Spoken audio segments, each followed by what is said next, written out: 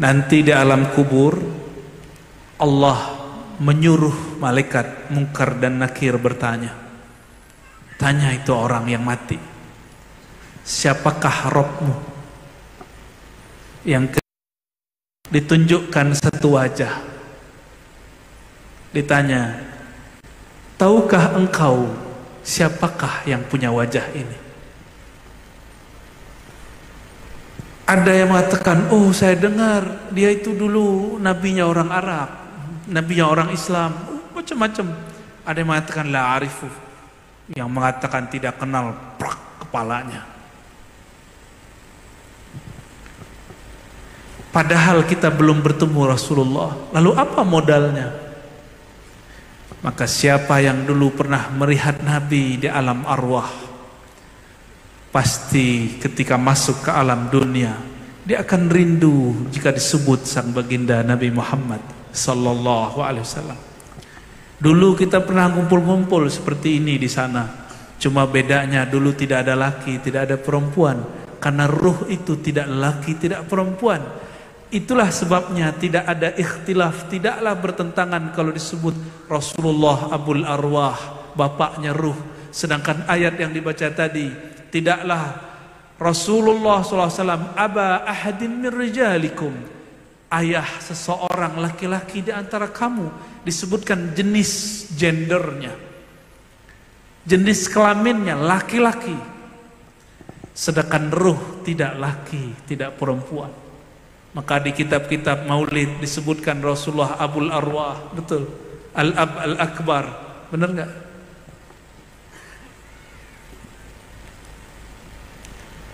Ini modal kita, modal cinta. Mungkinkah cinta tanpa kenal? Mungkinkah cinta tanpa kenal? Tidak mungkin. Bagaimana mau mencintai kita tidak kenal? Bagaimana mau menyembah Allah jika kita tidak kenal?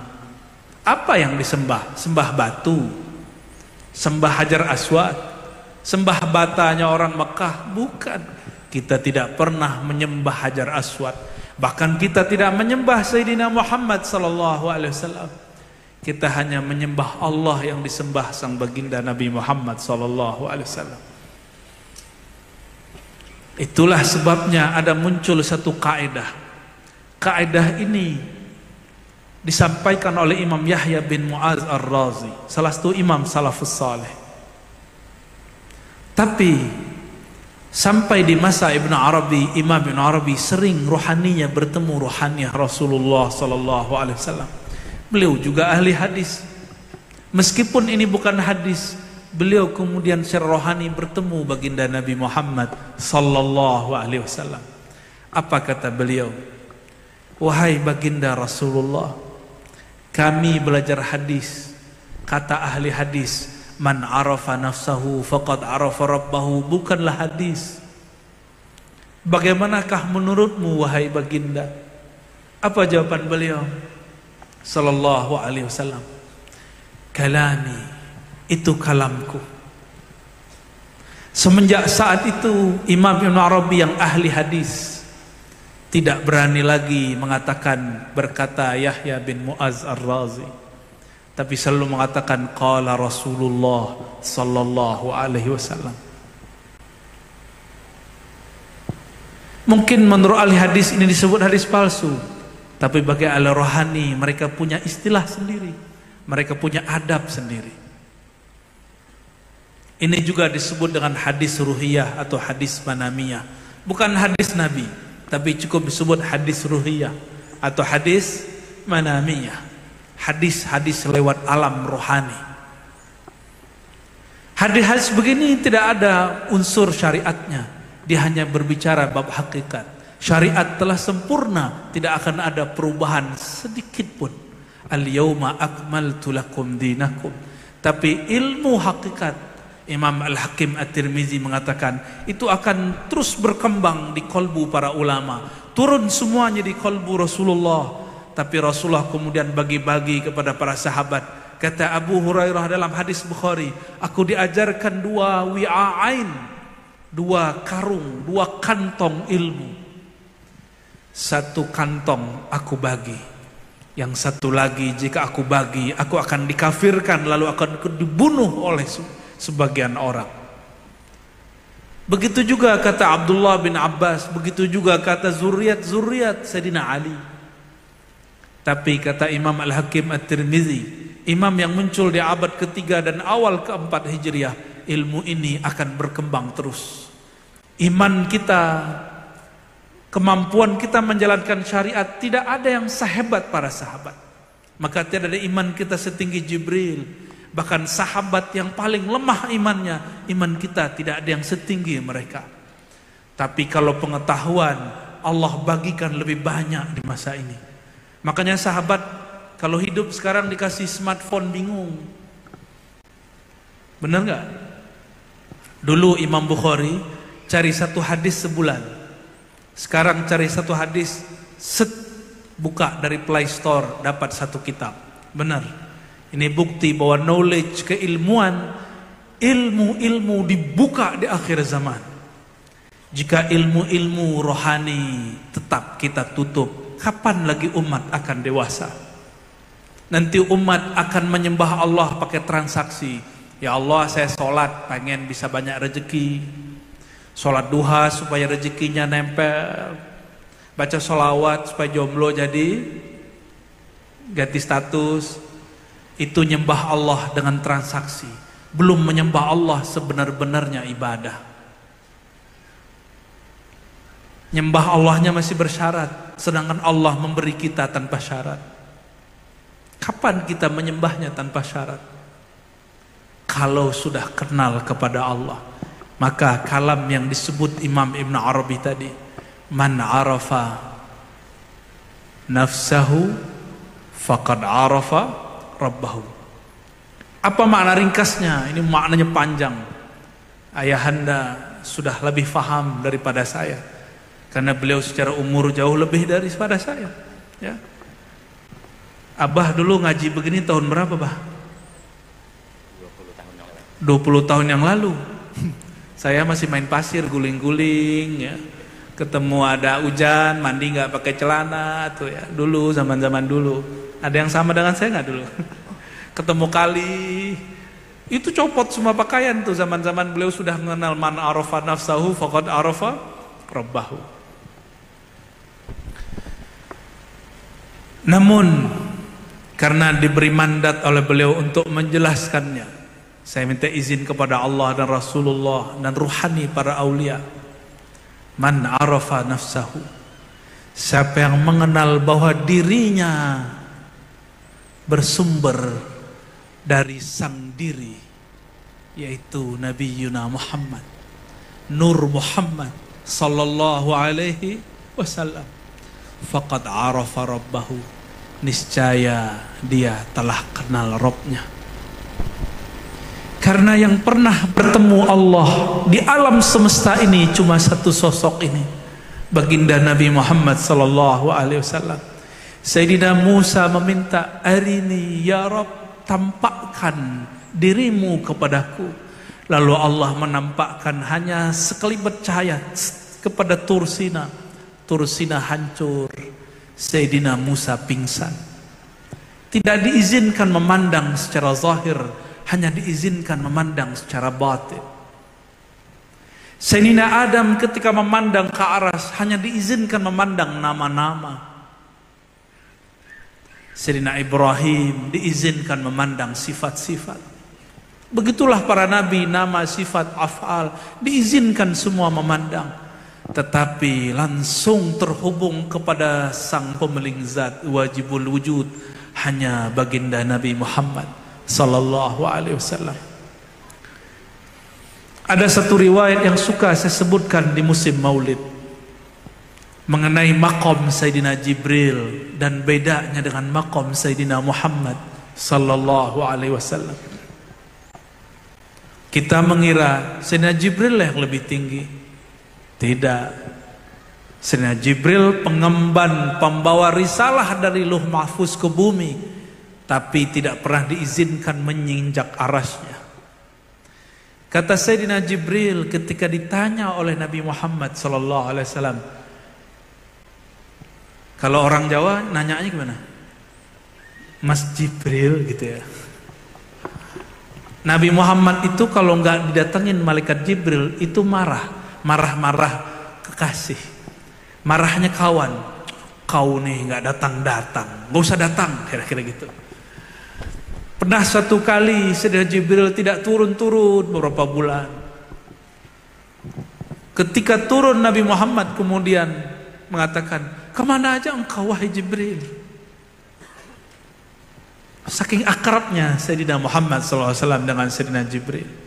Karena mereka akrab, maka Sayyidina Muhammad SAW nanya-nanya makomnya Sayyidina Jibril. Kalau orang begini levelnya boleh nanya. Kalau antum jangan tanya, su'ul adab. Ya. Apa pertanyaan Sayyidina Muhammad SAW? Hei Jibril, hal ra'aita rabbak? Apakah engkau sudah sampai wusul memandang kepada Rabbmu? Malaikat Jibril ditanya begitu langsung lihat. Ya Muhammad, antara aku dan Allah ada 70.000 hijab cahaya. Kalau iblis, antara dia dan Allah 70.000 hijab kegelapan. Sebelum dia jadi iblis namanya Azazil. Kalau sekarang nggak tahu udah berapa hijabnya iblis tuh. Hijab itu artinya penghalang. Saya tidak sanggup mata tembus ke belakang tembok, itulah penghalang. Ini disebut hijab. Tapi itu hijab turab, hijab tanah, hijab pasir. Hijab kepada Allah, karena Allah menyebut dirinya nur, maka Allah membentengi, menghalangi makhluk memandangnya dengan nur itu sendiri. Kata Sayyidina Jibril, 70.000 hijabnya Allah, hijab yang paling rendah. Jika aku mendekatinya, lah taraktu, tubuhku akan terbakar. Sayyidina Jibril punya tubuh? Ada. Sayyidina Muhammad tubuhnya disebut turabi, tini, tanah. Sedangkan Sayyidina Jibril disebut nuri, nurani, tubuh cahaya. Jisim nurani, tubuh cahaya.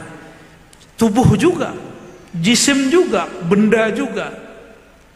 Tapi ternyata tubuh sang baginda Nabi Muhammad SAW diizinkan menembus 70.000 hijab cahaya. Sudah terbayang makom Sayyidina Jibril di bawah, jauh di bawah Sayyidina Muhammad sallallahu alaihi wasallam. Jadi lebih tinggi Sayyidina Jibril atau Sayyidina Muhammad? Sayyidina Muhammad sallallahu alaihi wasallam. Ternyata Sayyidina Jibril baru diizinkan memandang nur Nabi Muhammad ketika diperintahkan bersolawat. Masyhurlah hari ini solawatnya dengan sebutan solawat Jibril. Dalam satu hikayat yang disampaikan masyayikh kami, Sayyidina Jibril bersolawat 2000 tahun lamanya. Ada yang sudah berzikir solawat 2000 tahun? Belum ya? Belum. Kayaknya 2 jam pun kaki sudah pegal-pegal ya. 20 menit udah lihat-lihat jam. Ya. Kita nggak sanggup seperti Sayyidina Jibril. Maka Sayyidina Al-Hasan Al-Basri, murid Sayyidina Ali, mengatakan dalam hadis Imam Bukhari, tidak ada satupun sahabat merasa imannya seperti Sayyidina Jibril. Kok ada hari ini orang belajar ilmu hakikat merasa ma'rifatnya lebih tinggi daripada Sayyidina Jibril? Enggak, kita nggak usah ngomong begitu. Kita serahkan kepada Allah Subhanahu wa ta'ala. Tidak ada namanya hakikat yang dia pelajari itu. Yang kita ambil ini bertentangan dengan syariat yang juga kita amalkan. Man arafa nafsahu faqad arafa rabbahu. Siapa yang kenal dirinya, bahwa dirinya dari nur Nabi Muhammad sallallahu alaihi wasallam, maka dia akan mengenal nurullah. Itu baru satu makna. Man arafa ismahu min asma'in Nabi sallallahu alaihi wasallam arafa asma Allah. Siapa yang mengenal dirinya dengan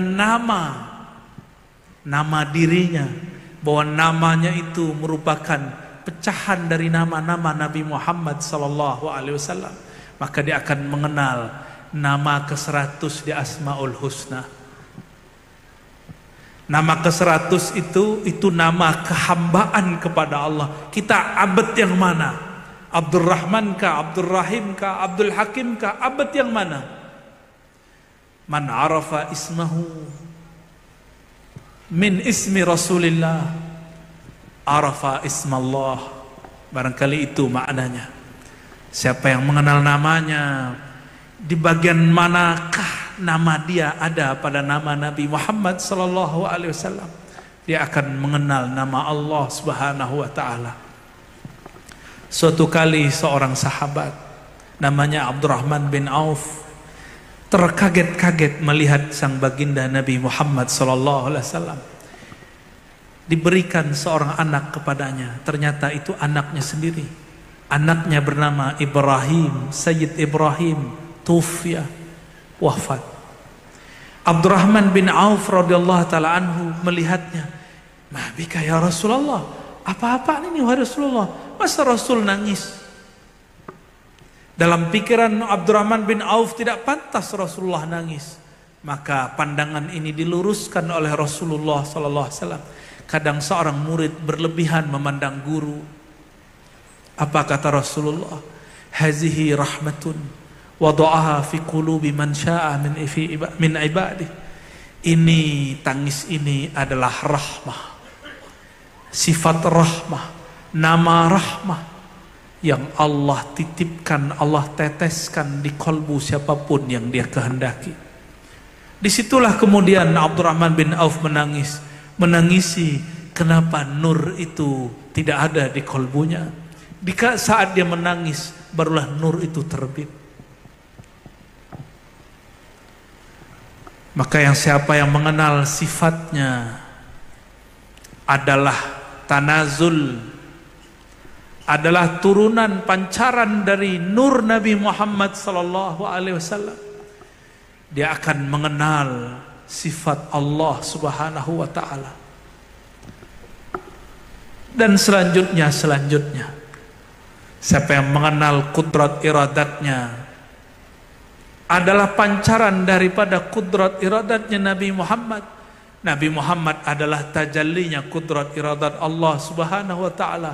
Maka dia akan mengenal, akan tenggelam dalam sifat-sifat Allah Subhanahu wa taala. Gimana? Pusing nggak? Nggak? Wah keren, murid abah emang top. Love you ya. Apa? Sarang hiu.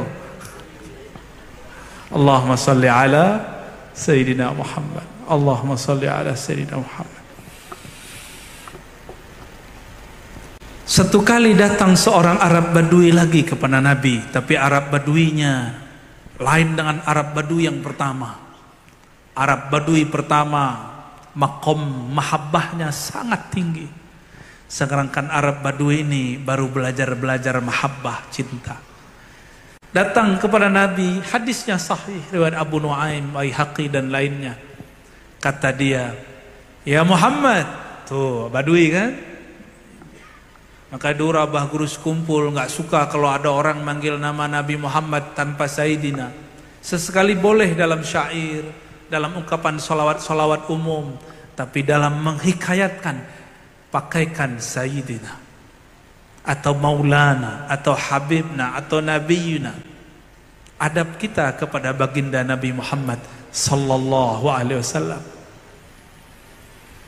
Apa kata Arab Badui ini? "Ya Muhammad, apa bukti jika engkau seorang Nabi Allah?" Minta bukti dia. Maka yang suka-suka minta bukti Badui ente ya. Orang kampung namanya, nggak cerdas, kurang yakin nama Rasulullah.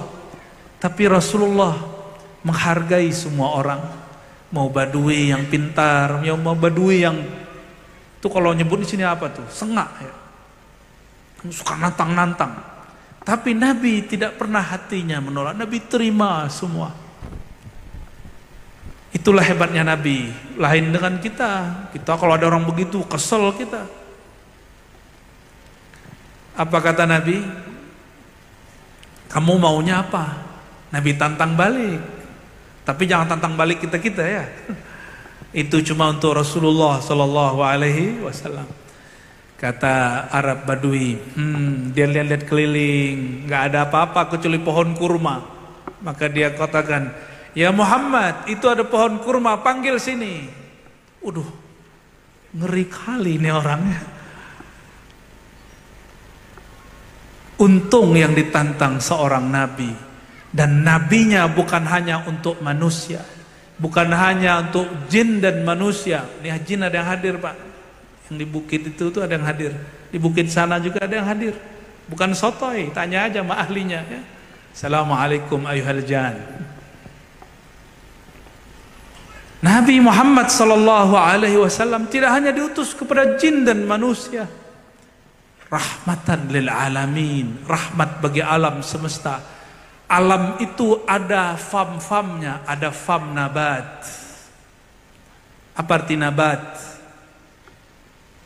Tumbuh-tumbuhan.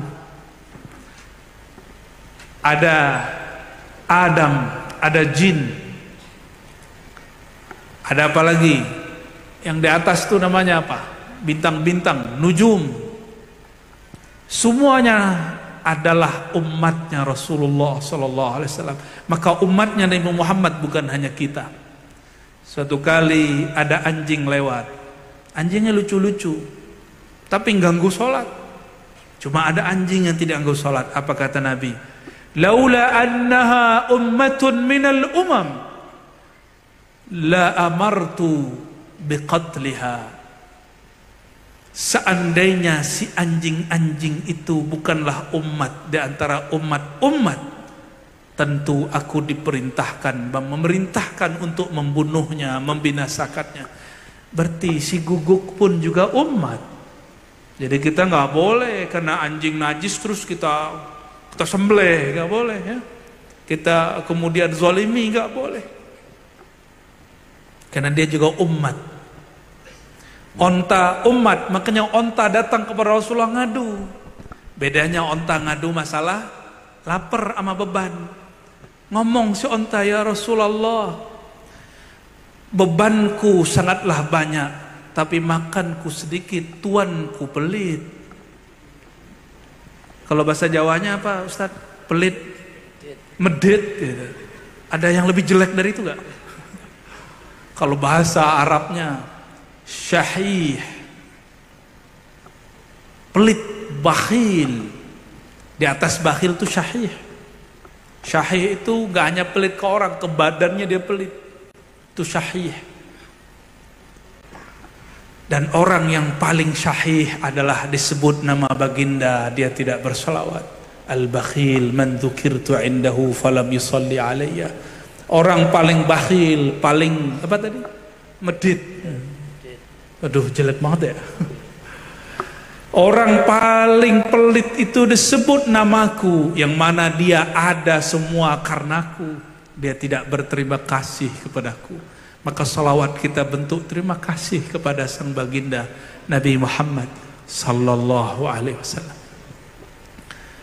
Arab Badui nantang Rasulullah. Ya Muhammad, itu ada pohon kurma. Panggil aja sini kalau emang ente seorang Rasul rahmatan lil alamin, Rasul Rabbil alamin. Nabi Muhammad senyum aja. Itu kan umatnya.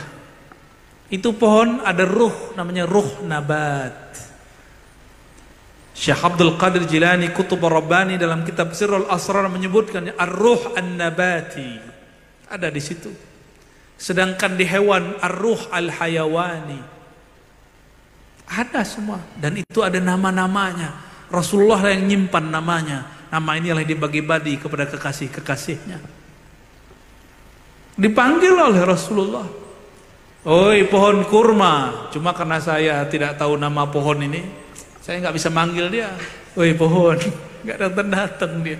Wajar, kita bukan nabi. bukan Nabi Muhammad sallallahu alaihi wasallam. Dipanggil oleh Rasulullah, datang itu. Coba zaman sekarang keramat begitu ditunjukkan, wah, abah langsung disembah orang. Ini Allah ini. Kenapa Nabi Muhammad sallallahu alaihi wasallam 13 tahun hanya mengajarkan tauhid di Mekah? Supaya sahabatnya tidak menyembahnya. Meskipun babullah, pintu menuju Allah, hanya Nabi Muhammad sallallahu alaihi wasallam. Tidak ada lagi la sabil ilaihi illa min babih. Tidak ada lagi jalan mengenal Allah kecuali melewati Rasulullah sallallahu alaihi wasallam. Maka seberapa kenal seseorang kepada hakikat Nabi Muhammad sallallahu alaihi wasallam, sejauh itulah dia kenal kepada Allah subhanahu wa ta'ala. Dipanggil oleh Rasulullah, itu pohon kemudian bersujud sampai kepada Rasulullah. Jalan, coba bayangin pohon jalan, horor semua ya. Bisa-bisa bubar pengajian kita ya. Hujan turun aja bubar kok. Ntar ada masa pengajian hujan turun bubar nggak? Ntar kita lihat ya. Ada masanya nanti. Hujan itu rahmat bukan? Masa takut sama rahmat? Enggak. Minta-minta rahmat, dikasih nggak mau. Cuma dari tadi panitia doa, ya Allah, kok hujan? Dia lupa. Ini hampir di setiap majelis yang saya kunjungi. Sebelum acara, siangnya kah, sebentar sebelum acara, itu selalu ada gerimis. Selalu begitu. Jarang sekali enggak. Ternyata tadi Pak Camat kita cerita, kampung Sanga-Sanga ini kecamatannya hot ya. Atasnya ada batu bara, bawahnya ada batu bara. Maka orangnya juga membara-bara. Tenang-tenang ya. Begitu kata kawan kita tadi ya. Kayaknya cuma Ustadz yang bisa baca itu Ustadz. Coba Ustadz bilang tenang-tenang. Tenang-tenang. Allahumma salli ala Sayyidina Muhammad. Kata Sayyidina Ali, kami kalau jalan-jalan bersama Rasulullah, itu sahabat senang. Kenapa? Pasti ada aja kejadian luar biasa. Jalan bersama Rasulullah, diikuti beberapa khadam-khadam Rasulullah. Kata beliau, tidaklah kami melewati syajar wala jabal, kami tidak melewati pohon, gunung-gunung, kecuali semuanya menyapa, assalamu alayka ya Rasulullah.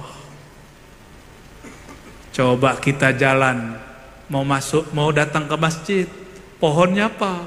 Assalamu alayka, hai hamba Allah. Pingsan, besok langsung stroke. Ada juga kawan saya disalamin oleh makhluk tak tahu dari mana, lalu besok-besok ngaku jadi nabi. Ada. Nggak sanggup kita mengalami hal-hal begitu. Maka tidak usah minta karamah-karamah, karena karamah tertinggi adalah ma'rifah. Ma'rifat itulah yang membuat seseorang istiqamah. Kalau pahala nggak bikin istiqamah, pahala nih atau keajaiban. Kalau keajaiban tidak didapat, orang mikir, kayaknya majelis abah ini kurang sakti. Saya udah selawat per 1000 tapi nggak ada hasilnya. Saya sudah datang ke majelis, kok merasa tengkar sama istri saya, nyalahin abah. Kok semenjak ngaji sama abah, rezeki saya seret gitu. Ada yang gitu nggak? Tuh suul adab ente sama guru itu ya. Kalau begitu terus, saya khawatir itu menyakiti aulia Allah. Khutimta bisu'il khatimah, bisa ditutup nyawanya dengan su'ul khatimah, karena berusangka dia yang salah, yang disalahkan guru. Itu bukan Bani Adam, Bani Iblis. Pengajian tadi pagi apa tadi malam? Kemarin malam ya. Iblis itu nyalahin Nabi Adam, bahkan nyalahin Allah. Iblis itu hakikatnya dahsyat, zikir la ilaha illallahnya tidak pernah berhenti. Sehingga dalam satu hikayat yang disampaikan masyayikh kita ahlul haqa'iq, apa kata mereka? Iblis itu ketika dia tidak mau sujud kepada Nabi Adam, apa kata iblis? Ya Allah, yang berhak disembah, disujudkan cuma engkau. Kenapa aku harus sujud kepada Adam? Tuh, sok ahli tauhid ya. Nanti bakal muncul ilmu-ilmu begitu ya, yang mengatakan cium tangan sama dengan sujud. Kita cium tangan bukan menyembah guru, kita cium tangan karena cinta kepada sang maha guru Rasulullah SAW. Karena tidak bertemu beliau, kita bertemu guru-guru.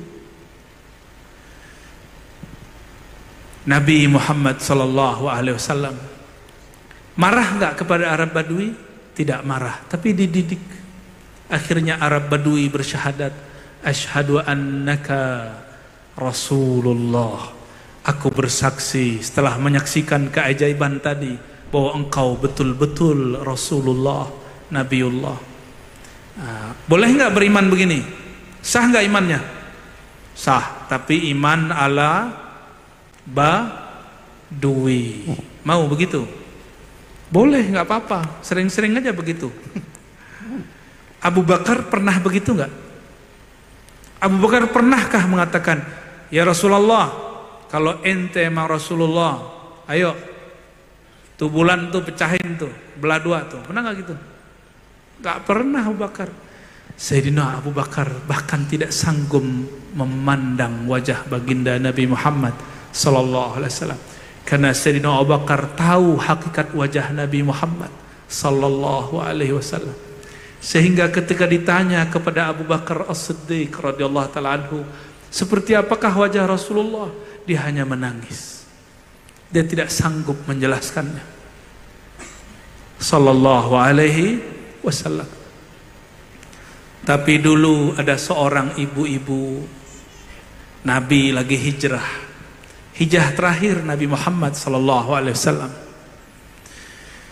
Ketika sampai di satu kampung antara Mekah dan Madinah, baginda Nabi Muhammad sallallahu alaihi wasallam dilihat oleh Sayyidina Abu Bakar As-Siddiq terlihat haus secara manusiawi. Ternyata yang haus itu Abu Bakar As-Siddiq. Maka mampirlah di satu kampung. Di kampung itu ada seorang ibu-ibu. Ibu ini mengembala domba. Di antara domba itu ada domba yang mengeluarkan air susu. Tapi Nabi lirik, mana domba yang air susunya kempes dan tubuhnya layu. Kata Sayyidina Nabi SAW, wahai bunda, izinkan kami memerah susu kambing atau domba yang kurus itu. Kata si ibu penjaga, oh ambil aja. Dia sudah nggak minat sama domba itu. Diambil oleh Rasulullah, nggak langsung diambil domba isi susunya, dipijat-pijat. Ini bukan ijazah pijat ya. Nabi urut-urut, Nabi sayang-sayang, sehingga si domba merasa disayang. Si domba mengenal itu Rasulullah SAW. Tapi si ibu belum tahu kalau itu Rasulullah. Dia lihat-lihat dari jauh. Apa ini? Kok aneh ini orang? Kita ingin buang itu domba, kok ini orang malah dipijat-pijat, disayang-sayang. Setelah disayang-sayang, ditadlik bahasa Arabnya, dipijat-pijat sehingga lancarlah darahnya. Ternyata si domba terkilir, dipijat oleh Rasulullah, darahnya lancar. Dipencet itu susunya, keluarlah laban susu kesukaan Rasulullah sallallahu alaihi wasallam. Tapi akal saya sulit menerima. Kenapa? Itu tidak ada susunya. Gimana? Sebenarnya itu susu keluar dari tangan baginda atau keluar dari domba? Nanti kalau masuk surga tanya ya sama Rasulullah. Tapi kalau saya dalam pandangan hakikat melihatnya, keluarnya dari jari-jari Rasulullah sallallahu alaihi wasallam. Karena dalilnya apa? Dalilnya ketika beliau sedang di suatu masjid dan juga sedang perang, terjadi berkali-kali para sahabat mencari wadu. Wadu itu tempat air untuk wudhu dan minum. Tidak ketemu airnya, airnya habis. Mereka mengadukan kepada Rasulullah Sallallahu Alaihi Wasallam, lalu baginda mengatakan, kumpulkan semua air yang tersisa. Itu yang tersisa dikit, dicampur lalu Nabi berdoa. Apa kata para sahabat? Sayyidina Anas, para sahabat mengatakan, kami melihat ma yatafajjar min baini asabi'i. Kami melihat air keluar dari jemari-jemarinya. Sallallahu alaihi wasallam. Itu air Nabi ada keran nggak di belakang badannya? Masuk akal nggak di akalnya kita? Akal kita, tapi akal Sayyidina Nabi akbar min uqulina. Akalnya lebih besar dari akal kita. Kita kalau pusing, stres. Nabi kalau ada masalah di bumi, maka beliau mengakses yang di atas bumi. Beliau terus ke surga. Surga itu ada 4 mata airnya. Ada air mineral. Ini bukan merek ini ya. Ada air susu. Ada air madu. Ada air khamar. Semua riwayat yang kita lihat, inilah 2 yang sudah keluar di bumi. Air mineral dan air susu. Sallallahu alaihi wasallam. Itu perempuan tambah bingung, dipelatih, ini siapa ini orang? Dia lihatlah dari ujung rambut Nabi sampai ujung kaki Nabi. Kelak inilah skenario Allah. Abu Bakar tidak berani lihat, hanya melihat tangan Nabi memerah susu. Kelak perempuan ini diriwayatkan dalam riwayat Tirmizi bercerita tentang sosok Nabi Muhammad sallallahu alaihi wasallam. Inilah mungkin boleh kita sebut ketidaksengajaan yang bawa berkah. Sallallahu alaihi wasallam. Dan 2 hari ini banyak sekali ketidaksengajaan ya Abah ya. Dan semuanya diberkahi. Alhamdulillah. Keluar tuh air susu. Kira-kira gimana? Kita boleh beda kan? Kalau antum meyakini keluarnya dari susu, oke. Kalau saya tidak, saya meyakini keluar dari jemari-jemari Rasulullah Sallallahu Alaihi Wasallam. Nabi itu nggak akan kehausan. Nabi hanya memerankan gaya haus. Ketika para sahabat semuanya tidak makan, Nabi carikan makan. Lalu beliau tidak makan dan beliau mengatakan, innama at'amani rabbi wa saqani. Yang memberiku makan dan minum adalah Allah Subhanahu wa ta'ala. Tapi sesekali Nabi pura-pura, bukan pura-pura ya, Nabi berempati. Kalau pura-pura tidak pantas. Berempati ke sahabat yang lapar, belum menunjukkan sikap lapar. Sallallahu alaihi wasallam. Dalam satu riwayat yang lain, riwayat Imam Ibnu Majah, hadisnya hasan. Salah satu kekasih dan murid Rasulullah, khadam beliau yang suka mengambil berkah sisa makanan Rasulullah di masa hidupnya, beliaulah Sayyiduna Abu Hurairah. Sayyiduna Abu Hurairah radhiyallahu taala anhu pernah menjadi gubernur dan menjadi pengusaha. Dulu remah-remahan tangan Rasul dia yang ngumpulin, dimakan. Makanya orang Syiah benci sama Abu Hurairah, dituduh Abu Hurairah ini orang yang tamak ya, yang suka makan. Mereka tidak tahu tamak kepada sisa-sisa Rasulullah itu adalah keberkahan Sallallahu alaihi wasallam ya. Tidak hanya bekas Rasulullah, rambut Rasulullah dibagi, air bekas wudhu Rasulullah dibagi. Itu para sahabat semuanya tamak ingin mendapatkannya. Maka tamak dalam hak Nabi SAW itu dibolehkan. Kita boleh tamak dalam cinta kepada beliau, Karena tamak itu bahasa Arab artinya keinginan yang kuat, cinta yang luar biasa. Lain dengan tamak bahasa Indonesia. Sayyidina Abu Hurairah, orang Arab dahulu makan kurma atau bubur gandum. Gandum seperti beras di kita. Ada beras 6.000, ada yang 7.000, ada yang 10.000, ada yang 20.000. Satu kali karena orang-orang di Yaman merasa kedatangan Abu Hurairah, sahabat Rasulullah, mereka masaklah gandum termahal, dihidangkan kepada Sayyidina Abu Hurairah. Ketika beliau menerima hidangan itu, beliau melihat gak jadi makan, lihat lagi gak sanggup makan. Yang ketiga, Sayyidina Abu Hurairah tidak sanggup menahan tangis. Apa kata beliau? Ma akala habibi, kekasihku Rasulullah tidak makan seenak ini, tidak pernah menikmati gandum seenak ini. Maka saya sebenarnya malu jika di habis maulid lalu makan kebuli. Teringat kisah Sayyidina Abu Hurairah.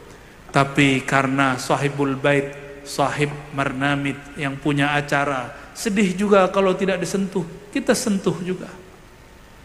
Abu Hurairah pun makan, tapi air matanya mengalir.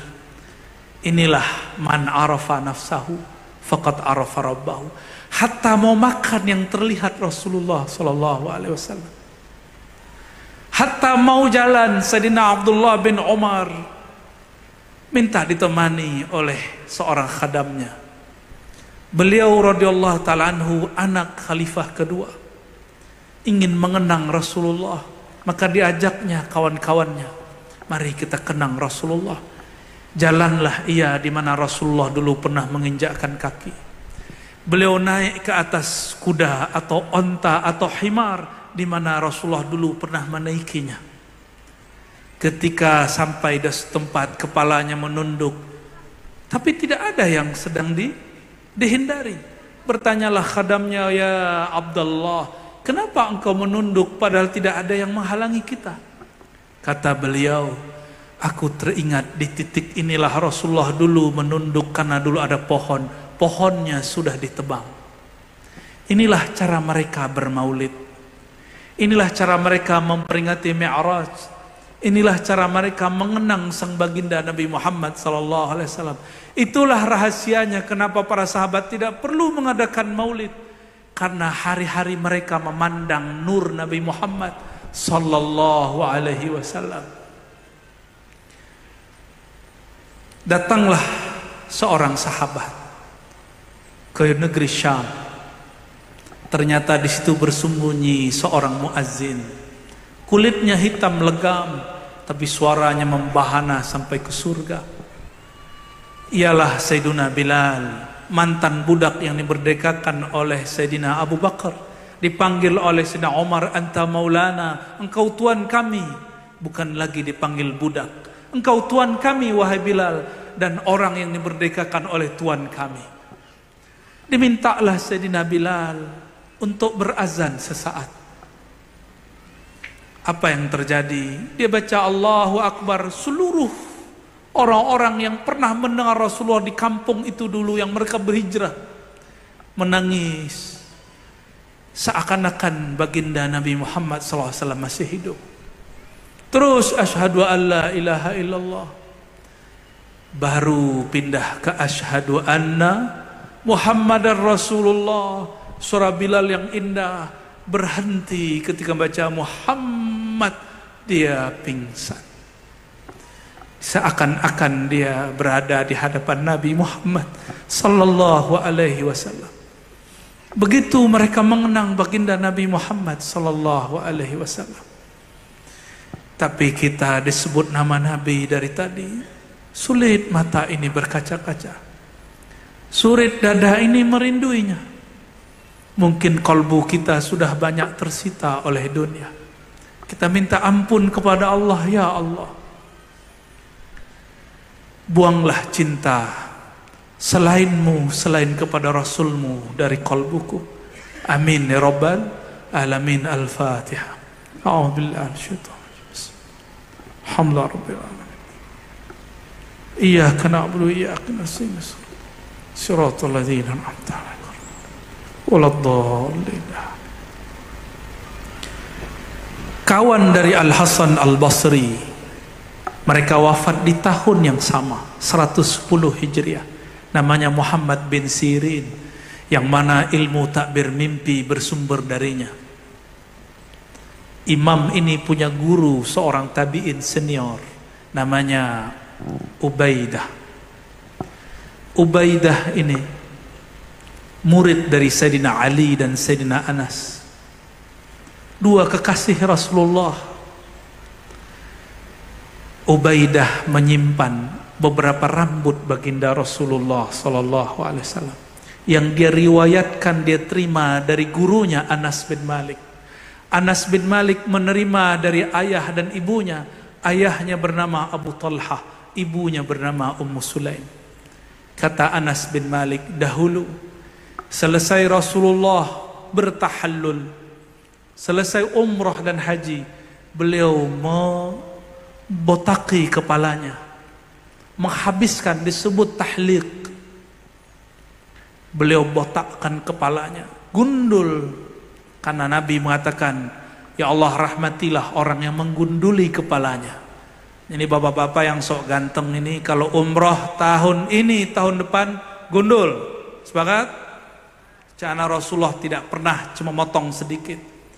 Hanya Sayyidina Anas ambil ini, maka diambil, dibagi-bagi. Itu dibagi-bagi, dapatlah sahabat, ada yang 2, ada yang 3, ada yang 8, ada yang berapa. Ada yang sudah dapat, dipotong-potong lagi. Yang penting dapat. Berarti Nabi suruh mengenang rambutnya, dan rambutnya sampai hari ini sudah banyak datang ke Indonesia. Semoga ini tanda keberkahan. Tidak hanya rambut, zuriatnya pun sudah banyak di negeri ini.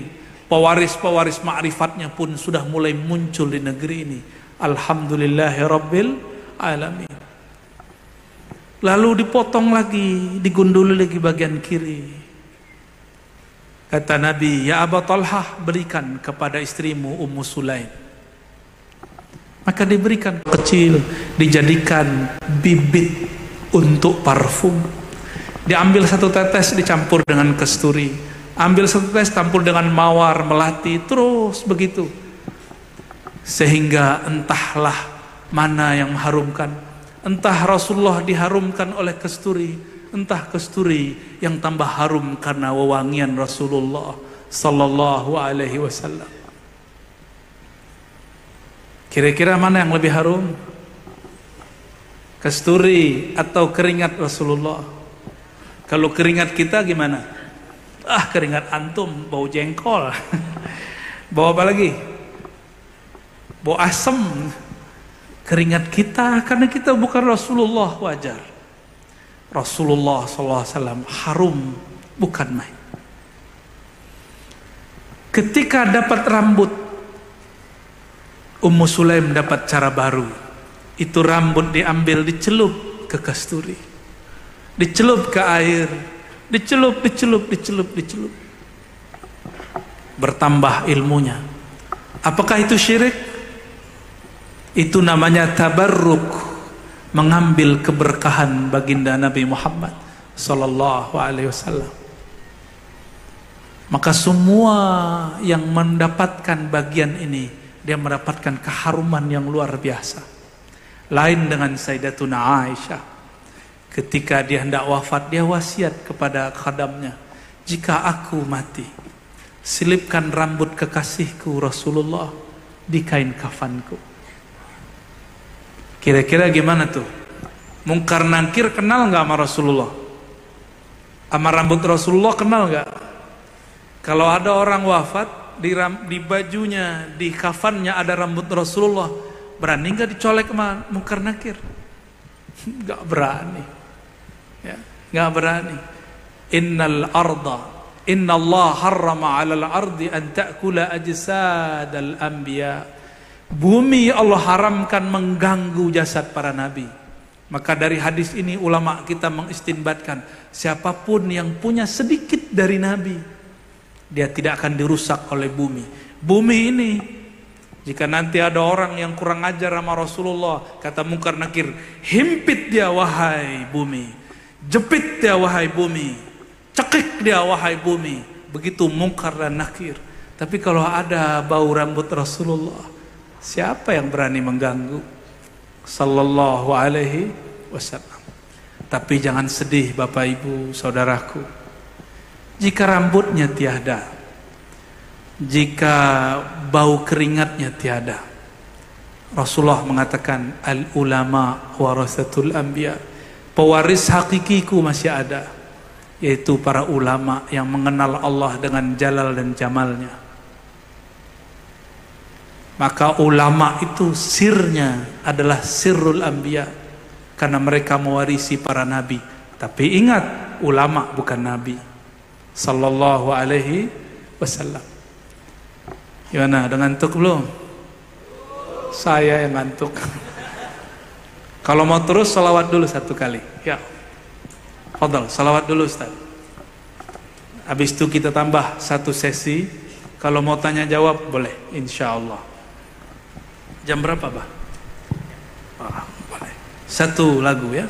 Antum bisa ini Muhammad. Salawat Adnani hafal? Adnani Salla alaika Allah hafal? Oke, fadal. Salla alaika Allah ya Adnani ya Mustafa ya Saf wa Rahmani.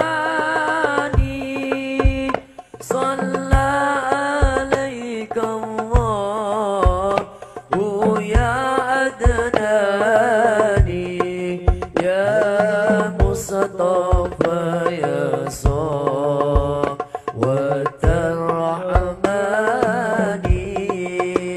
Salla alaika Allah ya Adnani ya Mustafa ya Saf wa Rahmani. Salla alaika Allah ya Adnani ya Mustafa ya Saf wa Rahmani. Ya man ratim min hazza kull kamali. Madha yu'abbiru an ulaka maqali. Anta alladhi ashraqta fi ufuqil ula wa ma'auta bil anwar kull ضلالي. صلى عليك الله يا عدناني يا مصطفى يا صاف والرحماني. صلى عليك الله يا عدناني يا مصطفى يا صاف والرحماني.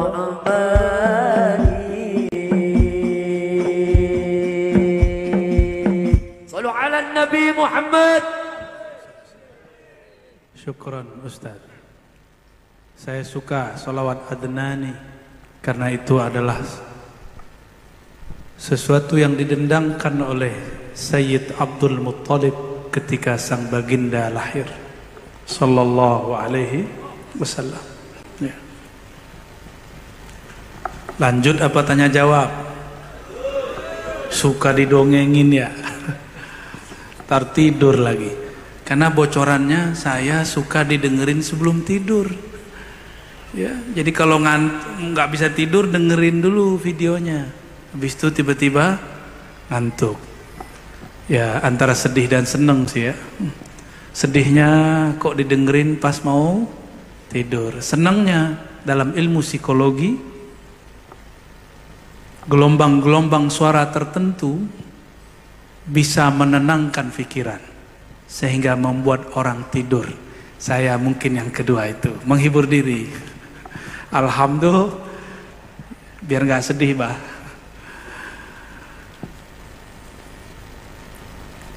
Man arafa nafsahu faqad arafa rabbahu. Siapa yang kenal dirinya, kenal namanya, afalnya, sifatnya, dan zat dirinya, dia akan kenal Allah Subhanahu wa ta'ala. Sumber diri kita dari siapa?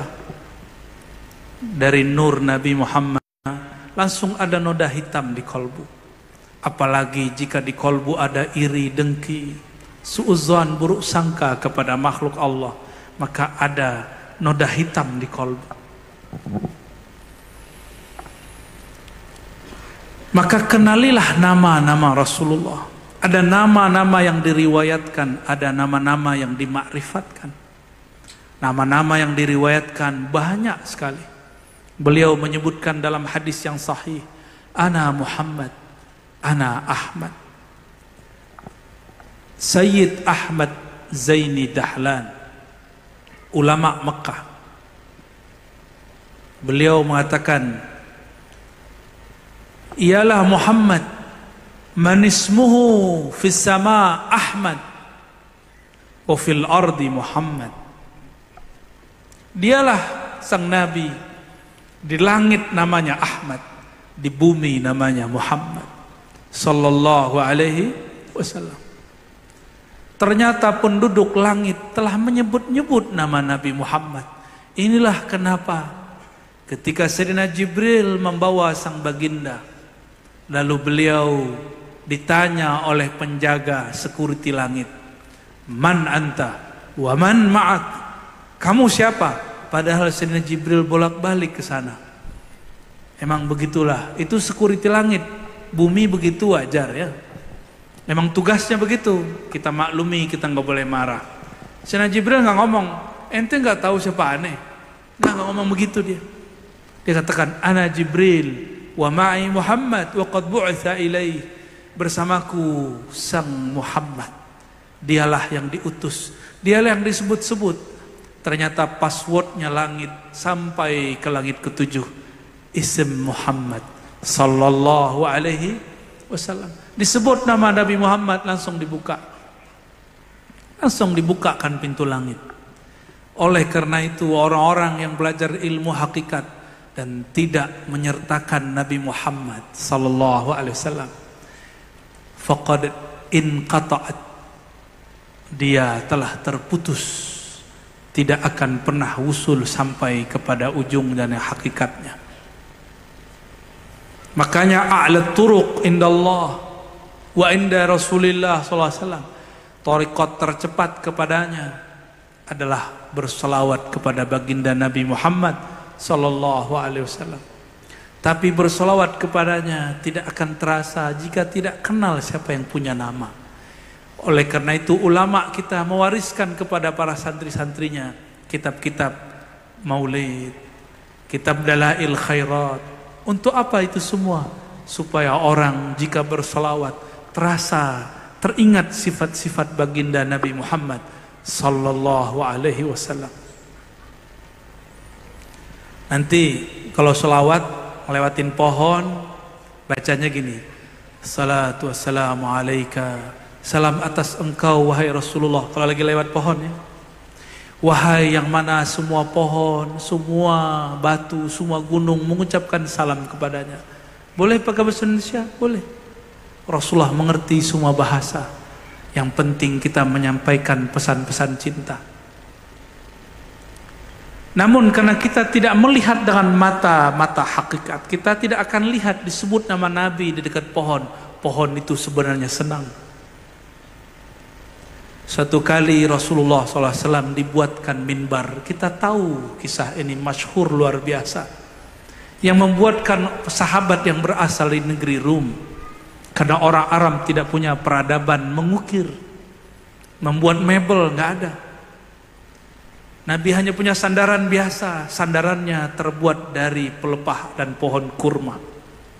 Ketika Nabi pindah ke mimbar, hanna hanina kal ba'ir kannaqah, ada terdengar suara menangis, suara seperti kesedihan ada pada satu benda. Dilihat kiri kanan tidak ada, ternyata yang bersuara menangis itu adalah sandarannya, kayu-kayu atau pelepah kurma. Coba kalau malam-malam, tengah malam kita lagi zikir, terus lemari kita bunyi, kaget gak? Kaget ya? Ada juga yang separuh-separuh gila habis itu. Tuh Lia Eden udah meninggal. Lia Eden itu sholat tahajud. Dia merasa kamarnya sudah dikunci, tapi kok tiba-tiba ada sosok putih di depannya yang tidak pernah mengaku jadi siapa-siapa, tapi diyakini sebagai Jibril. Lama-lama Lia Eden kayaknya nggak puas jadi Lia Eden. Dia lama-lama mengaku, akulah Jibril itu. Naik pangkat dia ya. Nabi Muhammad luar biasa, nggak pernah ngaku jadi Jibril.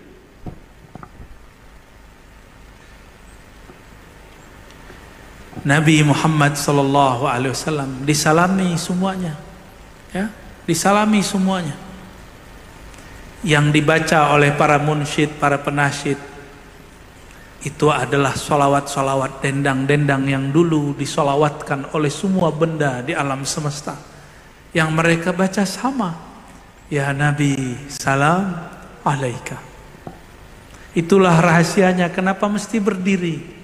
Disebut mahal qiyam, meskipun tidak wajib, tapi itulah cara kita menghormati baginda Nabi Muhammad sallallahu alaihi wasallam. Syukur-syukur Allah bukakan mata hati, terasa beliau hadir. Karena imam-imam kita mengatakan, tanda Rasulullah hadir, namanya selalu ada di lisanmu, terasa bergetar di kolbumu, membuat bulu romamu berdiri. Itulah hadirnya Rasulullah sallallahu alaihi wasallam. Karena tubuh ini adalah sesuatu dari nurnya. Jiwa ini juga satu bagian dari nurnya. Kolbu ini juga satu bagian dari kolbunya. Ruh kita ini juga pancaran dari ruhnya. Maka kenalilah beliau dengan sekenal-kenalnya. Maka tidak salah Sayyidina Umar ketika mengatakan Muhammad tidak pernah mati. Sayyidina Umar sedang mabuk dalam bab hakikat cinta. Tapi ini babnya sedang di bab syariat. Ditegur oleh Abu Bakar, dibacakan ayat. Maka dulu ayat ruqyah digunakan bukan untuk kesurupan, tapi untuk menyadarkan orang yang mabuk dalam bab fana, cinta kepada Rasulullah.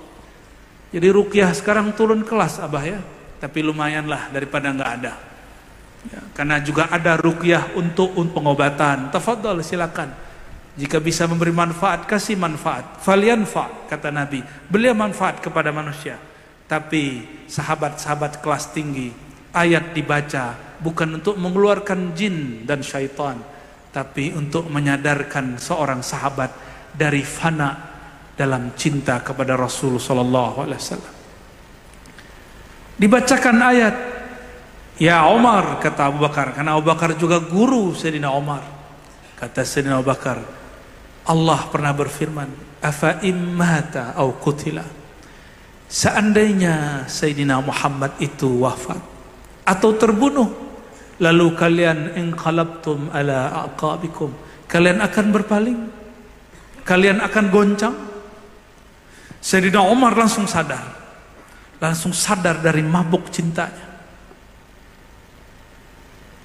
Itu sebabnya kalau ada lagi mabuk zikir, itu bacakan aja laqad ja'akum, keras bacanya, atau innallaha malaikatahu. Ada yang zikir nggak berhenti, angkat tangan baca innallaha wa malaikatahu yusalluna 'alan nabi ya ayyuhalladzina amanu sallu alaihi wa sallimu taslima. lalu sholawat dengan keras, nanti dia akan berhenti.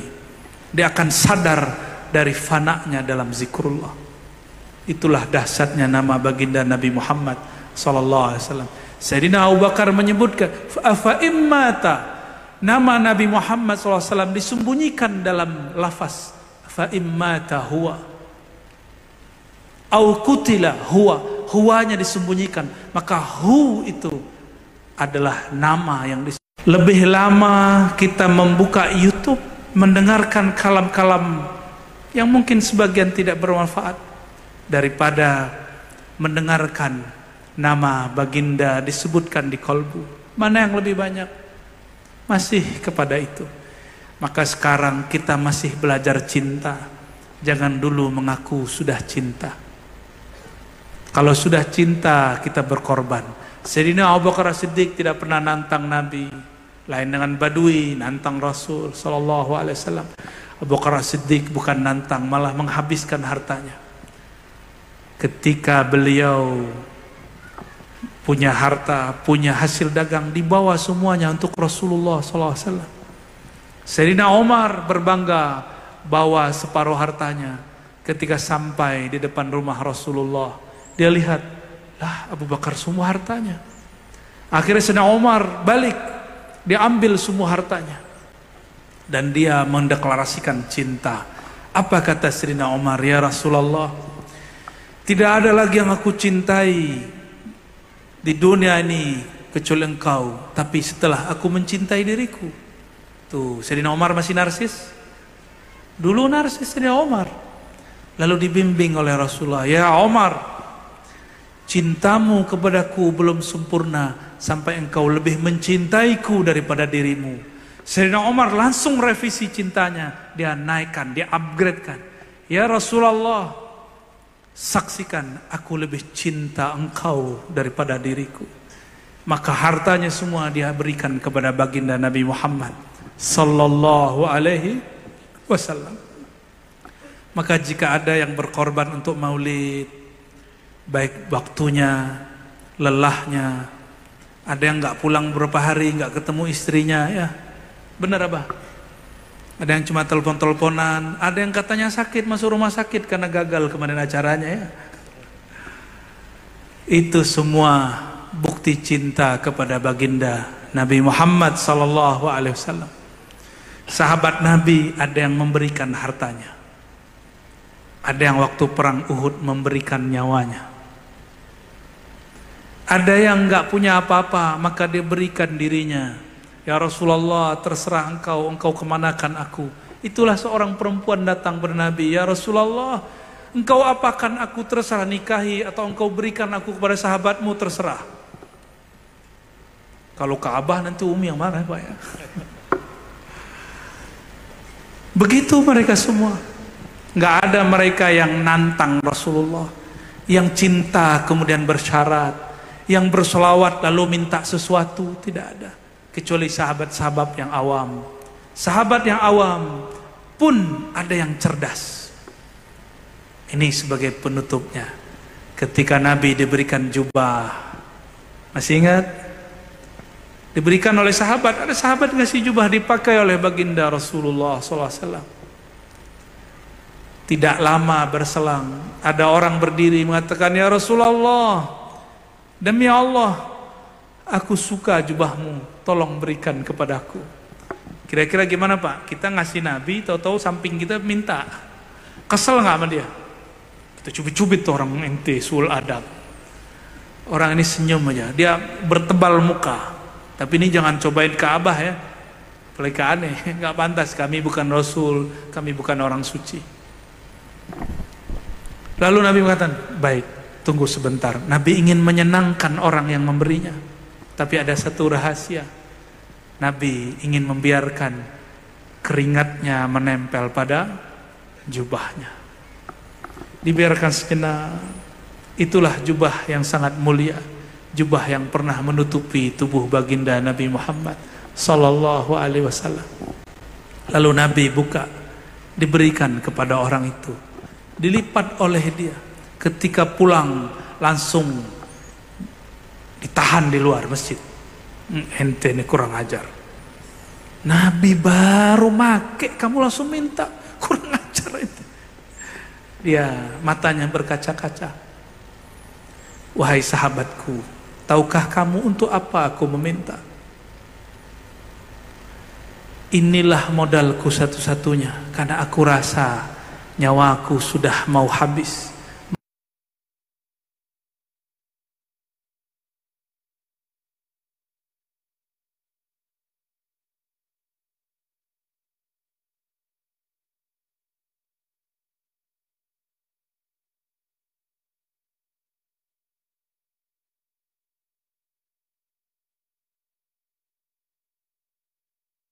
Sehingga mereka cerdas, mencintainya tanpa syarat. Barangkali itu yang dapat saya sampaikan. Semoga kita tambah cinta kepada baginda Nabi Muhammad SAW, melebihi diri, melebihi harta, melebihi pasangan, melebihi dunia. Amin ya rabbal alamin. Wa sallallahu ala sayyidina Muhammad. Gimana? Lebih baik begini pertanyaannya pakai kertas. Ya, fadhal, silakan.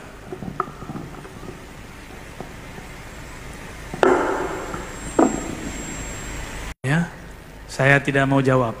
Saya sudah tahu jawabannya, tapi saya nggak mau jawab. Biar kawan-kawan yang ahli basul masail jawab. Ya. Yang kedua, tentang apa tadi? Bisakah saya mengambil ilmu dari YouTube boleh. yang dari Abuya Azhari? Tafadhal, tonton aja. Ya. Kalau baik ambil, kalau kurang berkenan tidak usah didengar. Ya. Cuma harus mengaji langsung kepada guru yang ada di tempat kita. Jadi saya ini tugasnya membuka-buka, ya. Habis itu yang capek abah, ya. Ya bah ya, apa-apa. Kita tugasnya ketika orang-orang sekarang sudah membuka ilmu-ilmu kebatinan yang tidak jelas ujungnya, maka kita juga buka al-batin al-Muhammadi, ilmu batin tapi versi Nabi Muhammad sallallahu alaihi wasallam. Dan ilmu ini pasti Allah simpan di kalbu para ulamanya. Jadi silakan, tapi syaratnya ngaji ke ulama tempatan, ambil talqin dari mereka, ambil khalwat kepada mereka. Ya, wallahu a'lam bishawab. Khalas. Yang ketiga, semoga Abuya Azhari ridho kami semua yang hadir dijadikan murid. Azhari M Top. Ya, gak apa-apa ya. Saya bukan siapa-siapa. Siapa yang ingin menjadi murid, silakan. Siapapun yang ingin ngaji, tafadhal. Dan sah menjadi murid, baik lewat offline ataupun online. Ya. Yang penting kirimkan Fatihah untuk kita dan guru-guru. Ya, insya Allah ruhnya akan bersama. Insya al-arwah junudun mujannadah. Walaupun tidak bertemu fisik, bertemu ruh. Walaupun nanti tidak bersalaman, insya Allah bersalaman dengan kolbu. Insya. Jadi jangan sedih. Ada seorang murid yang ingin bertanya. Ngapunten Abuya. Nggak salah nanya ke aneh. Rambut saya hanya menyampaikan ini. Rambutnya mau dibagi-bagi nggak? Begini Abuya, beberapa waktu yang lalu, waktu saya di mobil berdua sama sahabat saya yang biasa kemana-mana sama saya. Ini belum ketemu sama Abuya, ini mumpung ketemu Abuya, jadi saya tanyakan langsung. Beliau bertanya, kok ini Kang, apa Abuya Ar-Razi bilang sholawat itu kayak unta gitu, jangan sholawat itu kayak.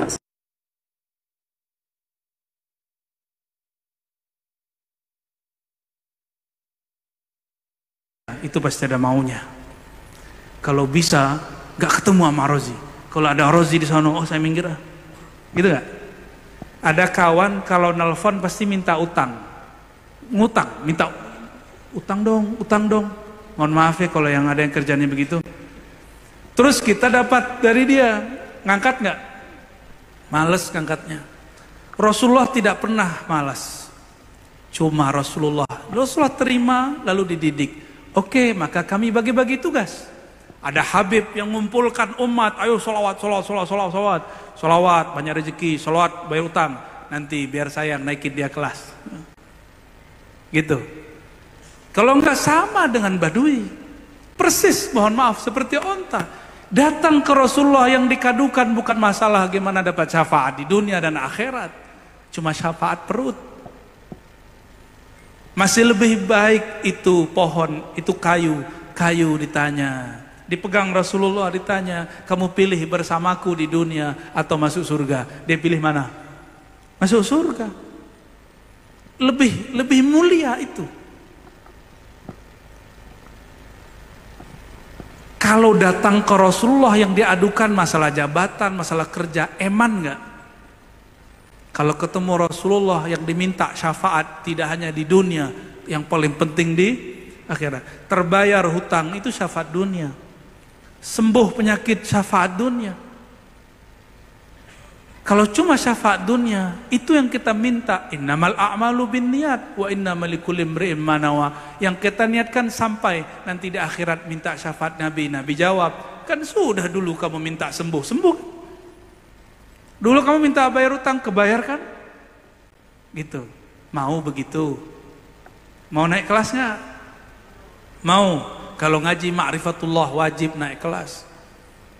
Orang yang kenal Allah. Kalau saya sudah kenal sama Gus ini, maka kalau ngopi muji beliau karena emang suaranya enak, bukan karena pengen dicairkan proposalnya.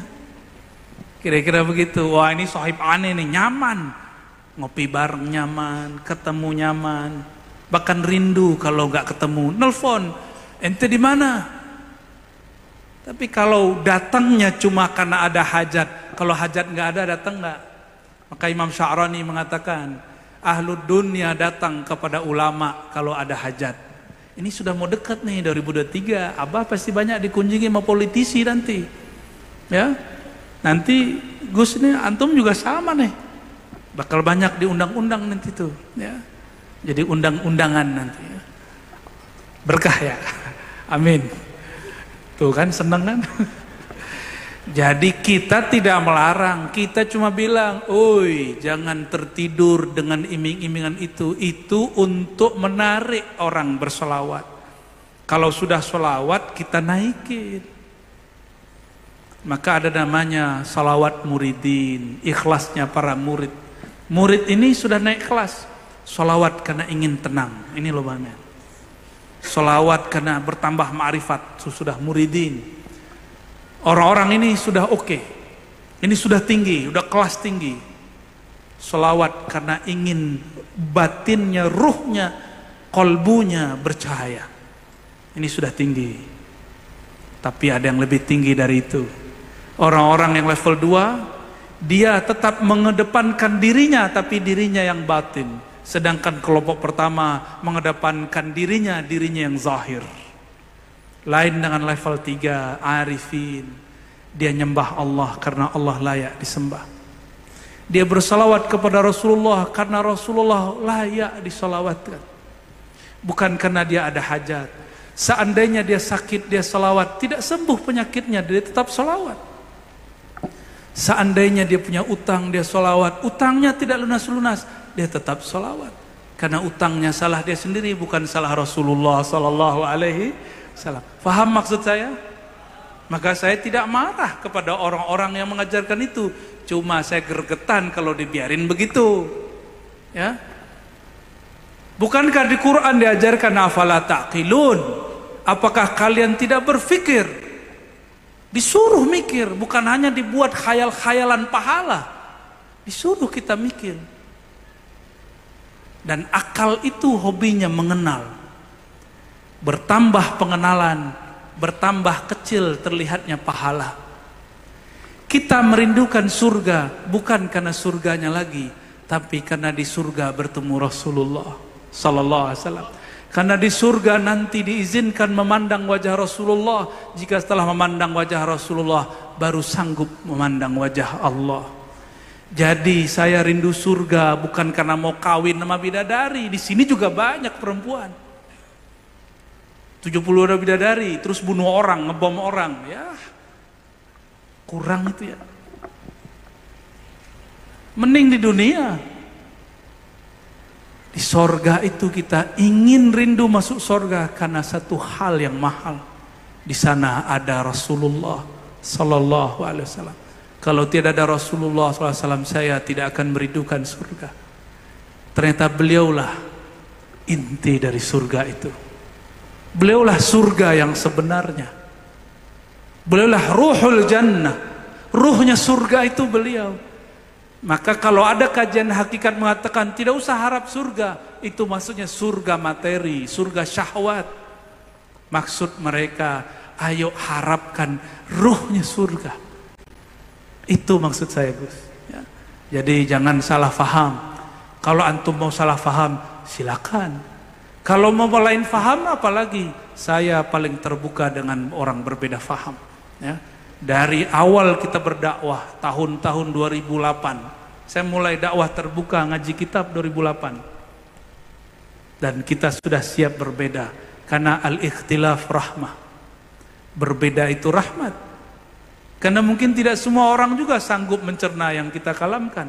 Mungkin senang diiming-imingi, yo sholawat, sembuh penyakit, pulang-pulang nggak sembuh, malah tambah sakit. Di hati was-was loh. Saya mengalami itu. Maka Bapak Saudara, para asatiz, mari sama-sama mendewasakan umat. Sepakat nggak? Mari sama-sama kita mengedukasi umat. Karena ini perintah amanah ilahiyah. Afala ta'qilun. Apakah kamu tidak berakal berfikir? Barangkali itu, ya. Jadi majelis sholawat terus lakukan. Antum kan bukan onta tuh. Ya, kan ngaji ma'rifat dengan beliau. Ngaji ma'rifat gak ada masalah. Lanjutkan itu. Ya.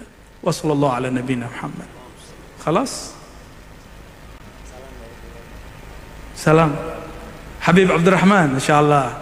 Mana Habibnya? Habib, sarang heyo Habib. Mohon maaf Abu ya, ada mungkin satu pertanyaan lagi dari jemaah. Fadhal, fadhal. Assalamualaikum warahmatullahi taala wabarakatuh. Assalamualaikum warahmatullahi wabarakatuh. Mohon izin ayahanda Kiai Haji Jumiri Dahri, saya ingin menyampaikan sesuatu pencerahan. Saya minta pencerahan kepada Abu ya. Sebenarnya tadi malam saya ingin sampaikan, cuman karena kesempatan tidak ada. Tapi saya pikir tausiah atau kajian malam ini satu rangkaian dengan kajian yang kedua tadi malam, karena tujuan dan maksudnya adalah satu, yaitu pengenalan kepada Rasul dan Allah Subhanahu wa taala. Tadi malam Abuya menyampaikan tentang ihsan, iman, kemudian rasa. Mohon pencerahannya Buya. Apa bedanya rasa dengan yakin? Terima kasih. Demikian. Wassalamualaikum warahmatullahi wabarakatuh. Waalaikumsalam warahmatullahi wabarakatuh. Itu Abah yang jawab kali. Ayo Abah jawab, Bah. Nanti saya ngikut, Bah. Toplah. Izin, Bah ya. Di Quran, Bismillahirrahmanirrahim. Wabil akhirati hum yuqinun. Dan terhadap akhirat mereka yakin. Yakin itu babnya tasdik, percaya, walam yarah, tapi belum melihat. Kalau rasa itu sudah menyaksikan dengan rasa. Maka persaksian itu ada dengan rasa, ada dengan pandangan, ada dengan sama, ada dengan zauq. Zauq itu lebih tinggi dari yakin. Zauq itulah kamalul yakin. Di atas yakin, sempurnanya yakin, itulah zauq. Ini yang dikatakan oleh Imamuna Hujjatul Islam Abu Hamid Al-Ghazali, sahib Ihya Ulumuddin. Apa kata beliau? Man zaqa arafa. Siapa yang merasakan zauqnya, dia telah bermakrifat. Wa man lam yadhuq lam yadri lam ya'rif.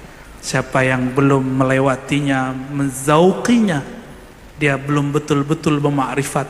Maka ada makrifat, ada tasdik. Tasdik itu puncaknya yakin, namanya ilmu yakin. Tapi kalau zauq ini puncaknya disebut musyahadah. Mahiyal musyahadah? Al-musyahadah hiya haqiqatul ihsan, an ta'budallah ka'annaka tarah. Musyahadah itu hakikatnya ada pada ihsan, engkau beribadah, engkau bersolawat seakan-akan menyaksikannya. Itu dia, ya. Makanya ada indikator-indikator Nabi hadir itu ahli-ahlinya tahu, ya. Ada simbol-simbolnya ada. Nah itu nanti ngaji sama Abah lah, ya. Itu terjawab oleh beliau pasti. Jadi lain yakin dengan zauq. Zauq itu ma'rifah musyahadah, yakin itu ilmu. Ilmu itu ada akliyat, ada yang taklidat, ada yang akli, dia cari sendiri. Itulah orang-orang kampus, orang-orang pesantren yang ahli baca kitab kuning, orang-orang filsafat, orang-orang ahli kalam. Ilmunya akli,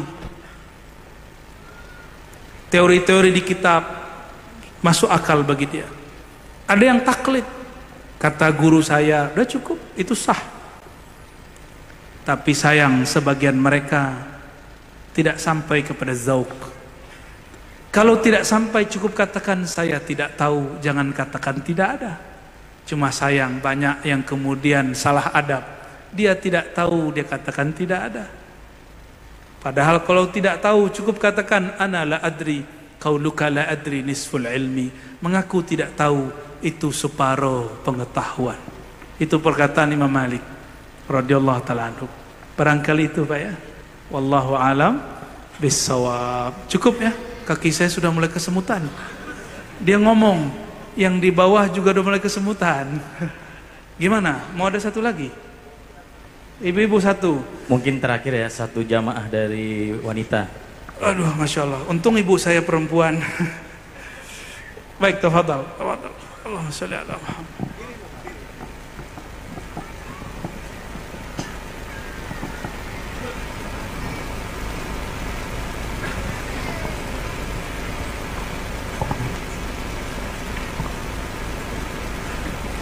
Bismillahirrahmanirrahim.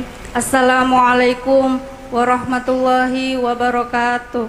Waalaikumsalam warahmatullahi.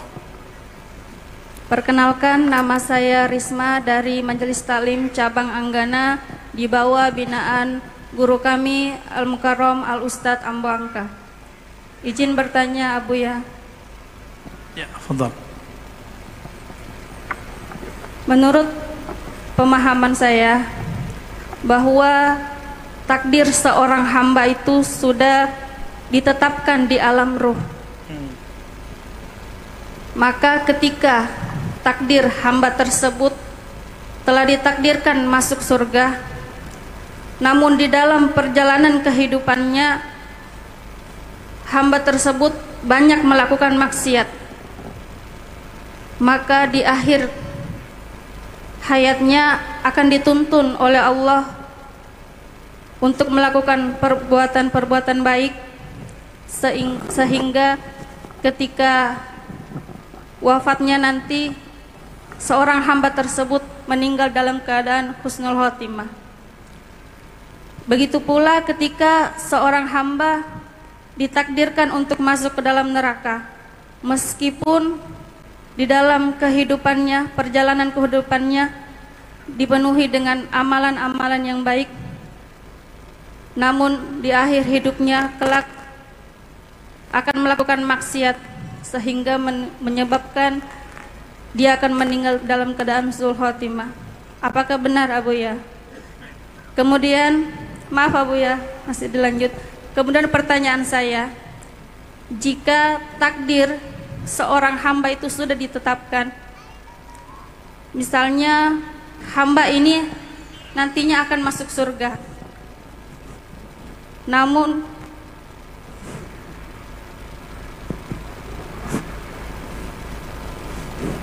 lalu untuk apa hamba ini masih harus berdoa Bukankah Allah sudah menskenarokan kehidupannya kelak dia akan masuk surga? Atau dalam misalnya hal dunia, seorang hamba ini akan sukses dalam kehidupan dunianya, maka untuk apa lagi hamba tersebut harus berdoa? Karena walaupun tanpa berdoa, itu akan tetap dia dapatkan surga itu dan kesuksesan dunia itu. Baik itu ya. saja Bu ya. Assalamualaikum Risma, warahmatullahi wabarakatuh. Ya. Salam. Baik Bu Risma. Ngajinya panjang ya. Bu Risma. Bener, bukan Bu Risma Surabaya kan. Bu Menteri sekarang ya. Pertama tentang takdir.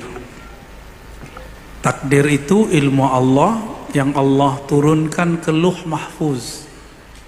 Ilmu Allah lebih luas dari Lauh Mahfuz. Dan itu ditetapkan sebelum kita lahir. Betul. Itu kan di sana, bukan di sini. Jangan bawa hukum sana ke sini. Di sana ilmu Allah, di sini ilmu makhluk. Maksudnya apa?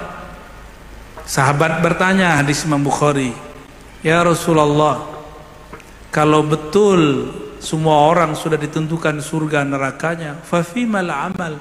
Jadi pertanyaan ibunda ini sudah pernah ditanyakan sahabat Nabi. Ya, berarti mungkin nurnya sahabat turun ke ibu ini ya. Masya Allah. Sahabat nanya, untuk apa beramal wahai Rasulullah kalau kita sudah diketahui dalam ilmu Allah? Apa jawaban Nabi? Ya'malu fa kullun muyassarun lima khuliqalah. Kalian beramal saja, jangan pikirkan ilmu Allah. Karena memikirkan ilmu Allah bagian dari memikirkan sifat dan zat Allah, dan itu terlarang. Tafakkaru fi khalqillah, maksud Nabi begitu. Maka di hadis Ibnu Mas'ud dan Ibnu Abbas ada kalimat tafakkaru fi khalqillah. Yang engkau fikirkan itu cukup ilmu makhluk, jangan ilmu Allah. Gak sanggup kita memikirkan ilmu Allah. Maka Nabi mengatakan masing-masing kamu akan dimudahkan jika ahli surga ke surga, ahli neraka ke neraka. Hadis Imam Bukhari menyebutkan innamal a'mal bil khawatim. Penentu kalian adalah akhir penutup amal kalian. Karena orang di akhir hayatnya akan terbuka jati dirinya. Kalau sebelum meninggal, walaupun sesaat Allah zahirkan yang di dalam. Ini dijelaskan oleh murid daripada Imam Abul Abbas Al-Mursi, namanya Ibnu Daqiq Al-Aid. Apa kata dia? Seorang sufi, seorang usuli ahli ma'rifat, ahli hadis juga. Apabila seseorang di kolbunya dulu ada ketidakikhlasan, ada noda-noda yang dia tumpuk, dia sembunyikan. Jika dia hendak sakratul maut, itu noda Allah tumpah ruahkan keluar. Tapi jika yang dia simpan nur, dia mencari kebenaran, meskipun sudah bunuh 100 orang, yang ke-100-nya ulama, dia kemudian mati husnul khatimah. Termasuk seorang perempuan pelacur, dia cuma dengan memberi seekor kambing, bukan kambing, anjing malah ya, anjing. Tapi Allah mengatakan, aku ampuni dia. Kalau Allah sudah ampuni, masuk surga. Itu sebabnya kita tidak boleh mensucikan, mengkultuskan orang soleh. Sebagaimana kita tidak boleh menghina orang-orang yang bermaksiat. Karena kita tidak tahu akhir hayatnya. Ya. Tapi sudah ada bocorannya. Man adali waliyan faqad azantuhu bil harb. Siapa yang menyakiti kekasih-kekasihku, wali-waliku, aku nyatakan perang baginya.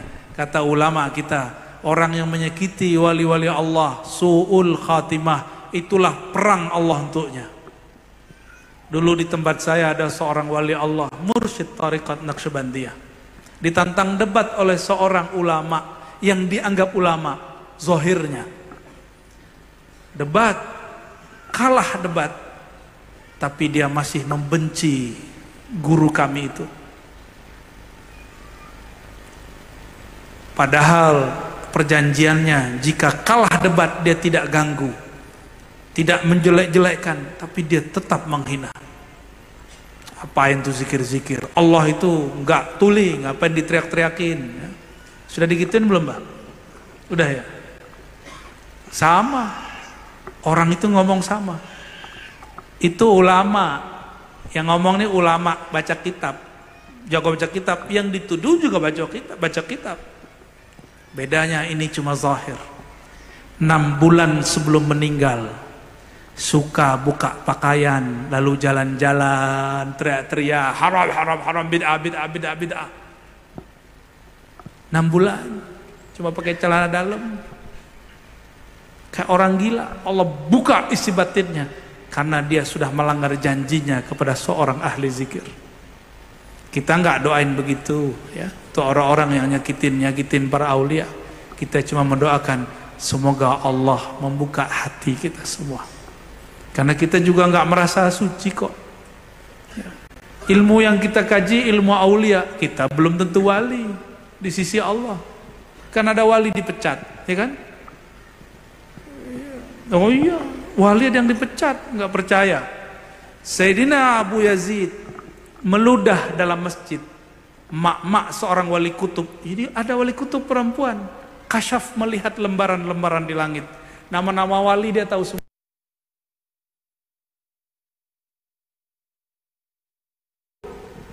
Apa kata si emak? Bayazid, saya khawatir adab burukmu ini membuat namamu terhapus dan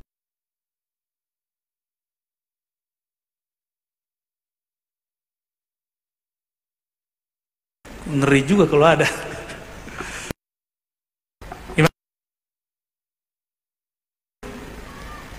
Ya, jadi cukup kita fikirkan ilmu kita, gak usah fikirkan ilmu Allah. Ilmu Allah ya suka-suka Allah lah. Nah, orang lupa takdir tuh gak ada urusannya dengan tidak kerja. Makanya Imam Ghazali berulang-ulang mengatakan, diulang lagi di kitab ini, dan yang paling kenceng itu di kitab Ihya. Kata beliau, tidak ada hubungannya malas dengan tawakal. Kalau kita ada ya, kenapa nggak kerja bro? Masya Allah ya akhi, ya, Allah sudah menakdirkan rezeki kita hari ini. Bilang aja ente malas. Ya. Lain dengan Abu Yazid yang kita kesahkan tadi di masjid. Abu Yazid itu bukan dia yang cari rezeki, dia dicari rezeki. Ini makomnya Sayyidina Ali. Sayyidina Ali mengatakan, engkau itu cuma dua aja, imma talibur rizq au talabahur rizq. Kamu itu dua aja, pemburu rezeki atau yang diburu rezeki. Kalau kayak abah ini sudah diburu rezeki. Disebut dalam kitab hikam namanya tajrid. Maka beliau setiap malam saya tanya, abah majelis kapan aja bah? Hampir tiap malam. Nah, itu tajrid sudah. Karena sudah pensiun bah ya. Itu contohnya. Selevel beliau masih PNS bah ya. Baru pensiun 6 tahun, 4 tahun. 4 tahun. Jadi mengenal Allah, belajar ma'rifat tidak ada urusannya dengan bekerja dan tidak bekerja. Ya. Jomblo-jomblo Jabariyah, tahu enggak? Enggak pernah ngelamar. Nunggu dilamar, ya salam. Ente bukan Nabi Muhammad, dilamar sama Khadijah. Lamar dong, kenalan. Ya. Beliau pakarnya ya Gus ya. Nanti ijazahnya dari beliau tuh. Ada orang-orang yang begitu. Sampai hari ini dicari rezeki dia. Bukan dia yang mencari rezeki. Kenapa dia dicari rezeki? Karena kolbunya bersama Sang Maha Pemberi rezeki. Qalbuhu ma'ar razzaq. Kita ini kenapa lelah mencari rezeki?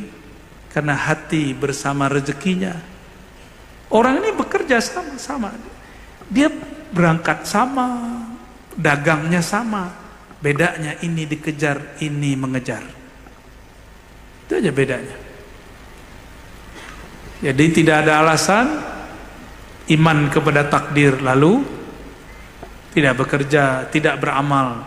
Dan terakhir tadi, kalau Allah sudah tentukan, untuk apa berdoa? Berdoa nggak ada urusannya sama takdir. Berdoa itu urusannya munajat hamba. Gimana dengan hadis? Tidak ada yughayyirul qada, la yughayyirul qada illa doa. Tidak merubah qada kecuali doa. Bagaimana dengan hadis ini? Saya tanya balik, kita berdoa itu takdir bukan? Takdir bukan? Orang berdoa itu dengan takdir Allah atau takdir dia sendiri? Nah, maka Ahlus Sunnah itu antara dua aliran.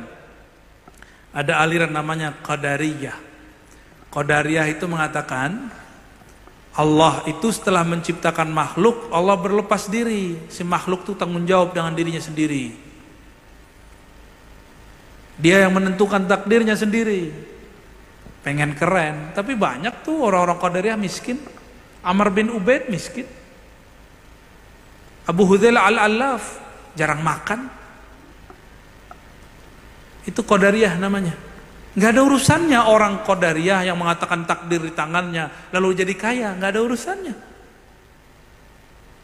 Ada lawan Qadariyah namanya Jabariyah. Pemimpinnya namanya Jaham bin Sofwan. Itu meninggal memberontak kepada pemerintah. Kenapa dia Jabariyah tapi masih berontak? Apa arti Jabariyah? Ya ngapain usaha? Kalau ada orang maksiat kata dia dipaksa maksiat oleh Allah. Nahnu majburun. Kami dipaksa maksiat, kami dipaksa kerja. Tapi dia masih perang. Dia lihat raja saat itu menurutnya tidak adil lalu dia angkat senjata. Ternyata orang Jabariyah pun tidak puas dengan Jabariyahnya. Batallah Jabariyah dia. Ya. Jadi yang paling tepat itu kalam Imam Ghazali. Kita ini zahirnya berusaha, batinnya dalam kudrat iradat Allah Subhanahu wa taala. Karena ruang kita ruang yang zahir, berhukum dengan hukum zahir, kita katakan jika aku salah, aku yang salah ya Allah. Jika benar, semoga diberi pahala oleh Allah. Tapi pada hakikatnya Allah lah yang menggerakkan. Perbedaannya antara ma'rifat iblis dengan ma'rifat Muhammadi ini sebagai penutup malam ini. Ya, hati-hati Ibu ya, Bu Risma. Risma dari mana Bu? Apa? Kangganawiyah gitu ya. Beda ma'rifat al-Muhammadi dengan ma'rifat iblisi. Apa bedanya? Adab. Sayyidina Al-Khidir ketika beliau ditanya oleh Sayyidina Musa, kenapa engkau bunuh anak kecil? Kenapa engkau rusak kapal? Kenapa? Jawabannya, tidaklah aku lakukan itu min amri, dari perintahku. Apa susahnya langsung mengatakan ini min amrillah, ini urusan Allah, ini perintah Allah. Tapi adab al-Muhammadi al-Khidri, ma'rifat Sayyidina Al-Khidir mengatakan itu bukan urusanku, itu bukan kehendakku, tapi juga tidak disebut kehendak Allah, karena tidak boleh haram secara hakikat menisbatkan keburukan kepadanya. Zindiq namanya.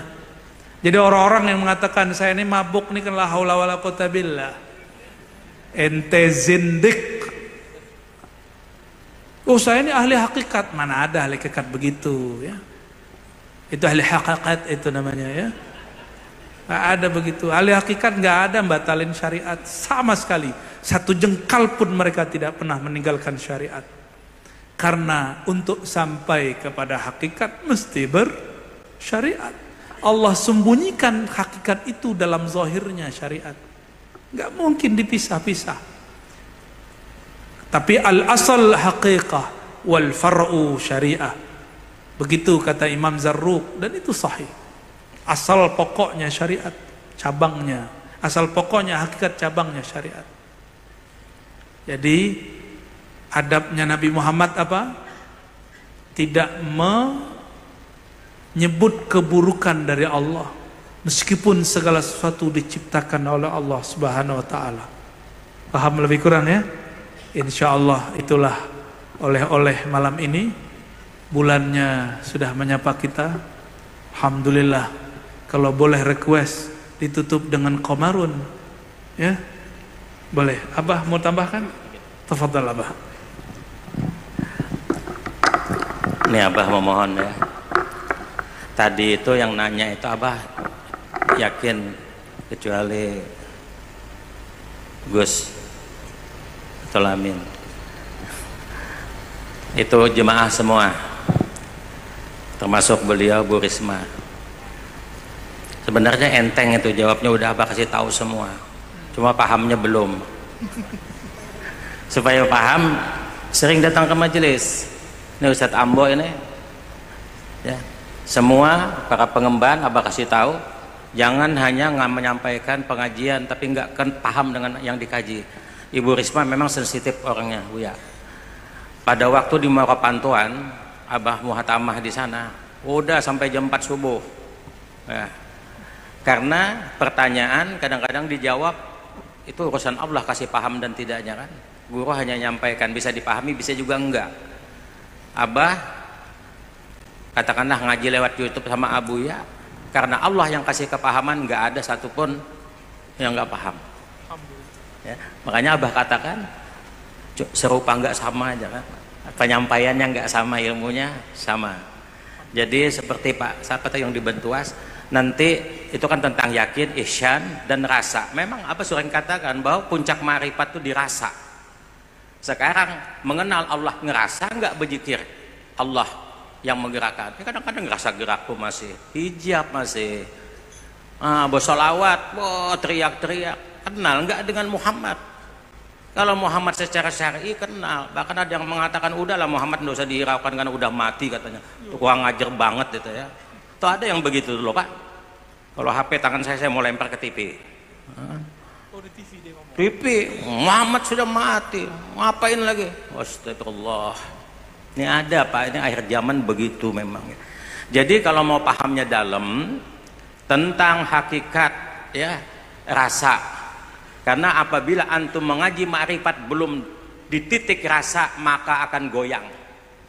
Jujur aja, siapapun dia, ya kan? Apalagi ada rasaku, mati sebelum mati pandai ngucap tapi nggak pandai matinya. Nah bahaya, ya kan? Maka kajian Al-Mukarram kan lengkap, udah mulai mengenal diri, bagaimana mematikan diri, bagaimana ucapan syahadat, ya, bagaimana zikrullahnya dan lain-lainnya, sampai pengenalan kepada Allah Sang Pencipta, mulai asma apa sifat zat, apalagi kurangnya, ya. Jadi para jemaah itu kalau mau mantap, maka kan Abah buka kajian setiap malam Jumat, pemantapan namanya. Dari mana boleh datang? Lihat yang sering datang dan yang tidak datang, dengan izin Allah mutunya beda, Abu ya. Ya. Nah jadi nanti kalau kurang puas Pak, silahkan datangin Abah mau berapa malam, mau berapa apa. Tapi ingat bukan Abah yang kasih kepahaman ya. Sebagaimana kepahaman yang diberikan Allah kepada Abah, Abah sampaikan dengan izin Allah. Antum paham, antum enggak, ya nanti ngaji lagi. Jangan bosan. Wah, nanya juga jawabannya cuma gitu. Kemarin aku juga tahu loh, Bah. Ya, kalau tahu dosa nanya lagi kan. Jadi Ibu Risma ya, pokoknya banyak-banyak datang Ustadz Ambo karena wilayah binaannya di sana. Tapi bukan Abah ndak bina loh ya. Kalau Ustadz Ambo ndak mau membina, Abah binasakan. Lah iya kan? Tenang. Kalau punya murid nggak paham-paham ngaji marifat percuma aja. Itulah kadang-kadang murid bikin fitnah di tengah-tengah masyarakat. Jadi tadi udah jelas. Itu pun pernah Abah sampaikan kan. Ada yang kaum kadang-kadang hanya percaya apa? Ini kan sudah ditentukan Tuhan. Ngapain juga kita takdirnya ndak kerja, biar mau cari kerja tetap ndak dapat. Ndak ada ikhtiarnya namanya, ndak ada permintaan kepada Allah. Takdir Bapak Ibu bisa dirubah enggak? Bisa enggak? Yang ngerubah siapa? Hah? Yang ngerubah antum. Jadi takdir itu ketentuan Allah. Manusia tidak bisa merubah karena antum nggak tahu, tapi bisa berhak meminta. Ya kan? Utuni astajib lakum, mintalah. Masalah dipenuhi enggaknya kan ya urusan Allah. Umpamanya takdir kita mati masuk neraka, kita minta masuk surga, bisa saja dirubah oleh Allah. Tapi kalau antum nggak bisa merubah, cuma kadang-kadang kita ini cepat stres. Wah udahlah, kita juga belajar ma'rifat, mau belajar ma'rifat, nyatanya juga nggak diizinkan oleh Allah. Niat sudah mau belajar, besoknya mau ngaji sakit, besoknya mau ngaji lagi sakit, besoknya lagi capek, ya kan? Udah pasrah dengan takdir aja. Itu kaum Jabariyah tadi ya. Nah jadi ngaji itu yang benar, ngajinya jangan 8 malam tamat lalu habis. Innalillahi wa inna ilaihi raji'un. Nah jadi ngajinya udah tiap waktu, makanya ditanya Abah sama Abuya, Abah pengajiannya bagaimana? Aduh Abuya, kalau jadwal ditentukan memang ada tanggalnya, tapi tiap malam ngaji enggak? Tiap malam piket kok, Abah disiksa kadang-kadang sampai jam 4 subuh. Pernahkah Abah minta bayar, katanya bayar antum? Enggak. Ya kan? Tapi alhamdulillah yang rajin datang dia dapat rasa. Kalau makan sudah dapat rasa, kepengen lagi enggak makan, Bu ya. Kadang-kadang kita ini ngaji enggak dapat rasa, makan enggak tahu rasa. Beli nasi kuning taruh, beli rawon taruh, beli nasi campur taruh, ya kan? Beli apa-apa taruh. Katakanlah 4 macam nasi, 4 macam ilmu syariat, thariqat, hakikat, ma'rifat, tapi enggak dirasain, tahu enggak rasanya? Enggak tahu kan? Jadi rasa. Jadi kalau mau dapat rasa itu banyak-banyak ke majelis ini, tanya dulu resepnya bagaimana. Bu Risma maaf ya, kalau nanti belum puas sikat dulu Pak Ambo. Kalau belum puas juga lagi datang ke Abah. Kalau belum puas juga lagi, Allah belum mengizinkan, berhentikan Abah jadi guru. Ya kan? Bukan sombong loh ya. Tapi insya Allah semua yang ditanyakan tadi ada jawabnya semua. Sudah tuh juga dijawab oleh Abuya tadi. Mungkin ada saja, aduh ini kan ngambang lagi nih, coba tanya sama Abah lagi. Yang sana tadi tanyanya cuman begini, jawabnya nggak puas. Jadi kalau nggak puas, dipuas-puasin dulu malam ini. Ini ada satu lagi. Memang kalau ngaji ma'rifat nih Pak, ada pernah capeknya. Semakin malam kalau Abah itu semakin, ini mata ini semakin terbuka. Bukan semakin malam biar ditaburin setan, mata ini nggak bisa tetap. Jadi Abah kalau pengajian tuh lihat tuh jemaah yang ditaburin setan matanya dengan tepung udah ketahuan. Ada yang tersender di tiang, ada yang macam-macam. Tapi kalau ma'rifatnya sejati, insya Allah bisa kok ngalahkan setan. Ya. Tapi kalau ma'rifatnya masih abal-abal, nggak bisa. Abah kadang-kadang 1 jam aja tidur nggak bikin sakit. Ini berapa malam tidur hampir nggak ada. Ya. Tapi Allah memberikan rahmatnya. Bukan kita sehat karena banyak tidur, bukan kita banyak tidur karena sehat. Yaitu. Ini satu aja lagi. Beliau ini sahabat. Ini pemimpin majelis taklim juga. Yang disampaikannya juga serupa namun tak sama aja. Jadi daripada terbawa pulang hasrat, tolong satu lagi nih bertanya. Oh. Nah jadi satu aja kita sepakat ya, karena ini lagi belum nanti kita sahur itu. Abuya udah jam 3, Abah berangkat lagi nih. Tahu Umi mau ikut enggak ya? Pindah batuk-batuk begitu enggak usah aja, nanti Abah sama siapa aja ya, insyaallah. Tapi Abah udah niat menjemput ngantar. Jangan berani menjemput tapi tidak berani mengantar, ya kan? Oh banyak Abah yang lain-lainnya, ada Ustadz Syarani, ada Ustadz Adi. Ya Abah kepengen, ya kan? Nah itu. Yang mau nemenin nanti silahkan, tapi yang jelas ditemani oleh Pak Yasir. Jadi nggak ada pertanyaan lagi habis ini ya. Tinggal Pak Guru Hakim minta ijazahkan apa tadi? Talqin zikir. Kalau talqin ke Abah aja, Ustaz. Adab saya kalau ada mursyid di satu wilayah, maka di wilayah itu ambil talqin kepada beliau. Gitu Ustaz. Jangan marah Ustaz ya. Tapi kalau Ustaz mau nanti datang ke Seberang, ya, ngambil tabarruk. Nah, itu adab saya nggak boleh juga melanggar adab ini, ya. Nanti saya dimalahi oleh yang punya ilmu talqinnya, baginda Nabi Muhammad sallallahu alaihi wasallam. Sama kok, sama semua. Talqin ini kan bimbingan menyuapi murid kalimatullah sehingga masuk ke dalam kolbunya. Sama nggak jauh beda ya. Bahkan mungkin lebih tua beliau lah, lebih lama beliau mengamalkannya ya. Jadi yang ada di YouTube itu silakan diamalkan sepantasnya untuk diamalkan. Selebihnya pemantapan silakan ambil dari di mana mursyid tempatan ada, ambil dari beliau. Ada syekh, ada ahli ma'rifat di situ, kembangkan di sana. Ya, begitu Pak Imam ya. Afwan. Barangkali itu karena saya harus siap-siap juga untuk berangkat. Mohon maaf salah dan kurangnya. Salam cinta kepada semua yang hadir.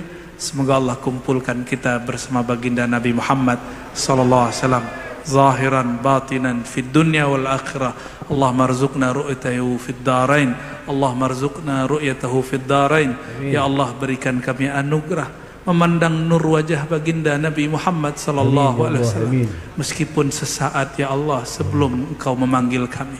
Wa sallallahu ala sayyidina Muhammad walhamdulillahi rabbil alamin. Assalamualaikum warahmatullahi wabarakatuh.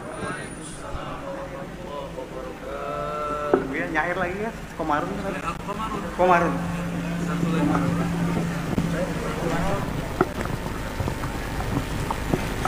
Qamarun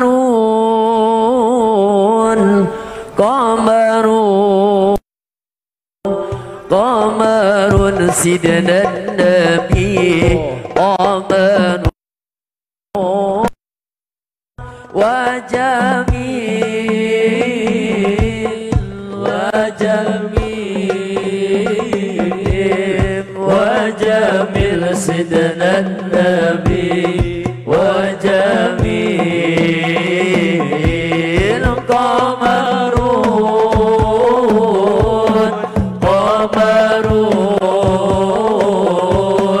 qamarun sidna nabi qamarun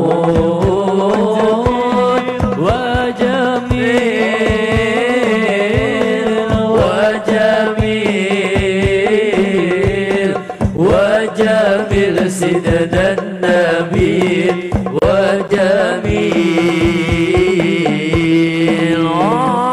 kaful musattafa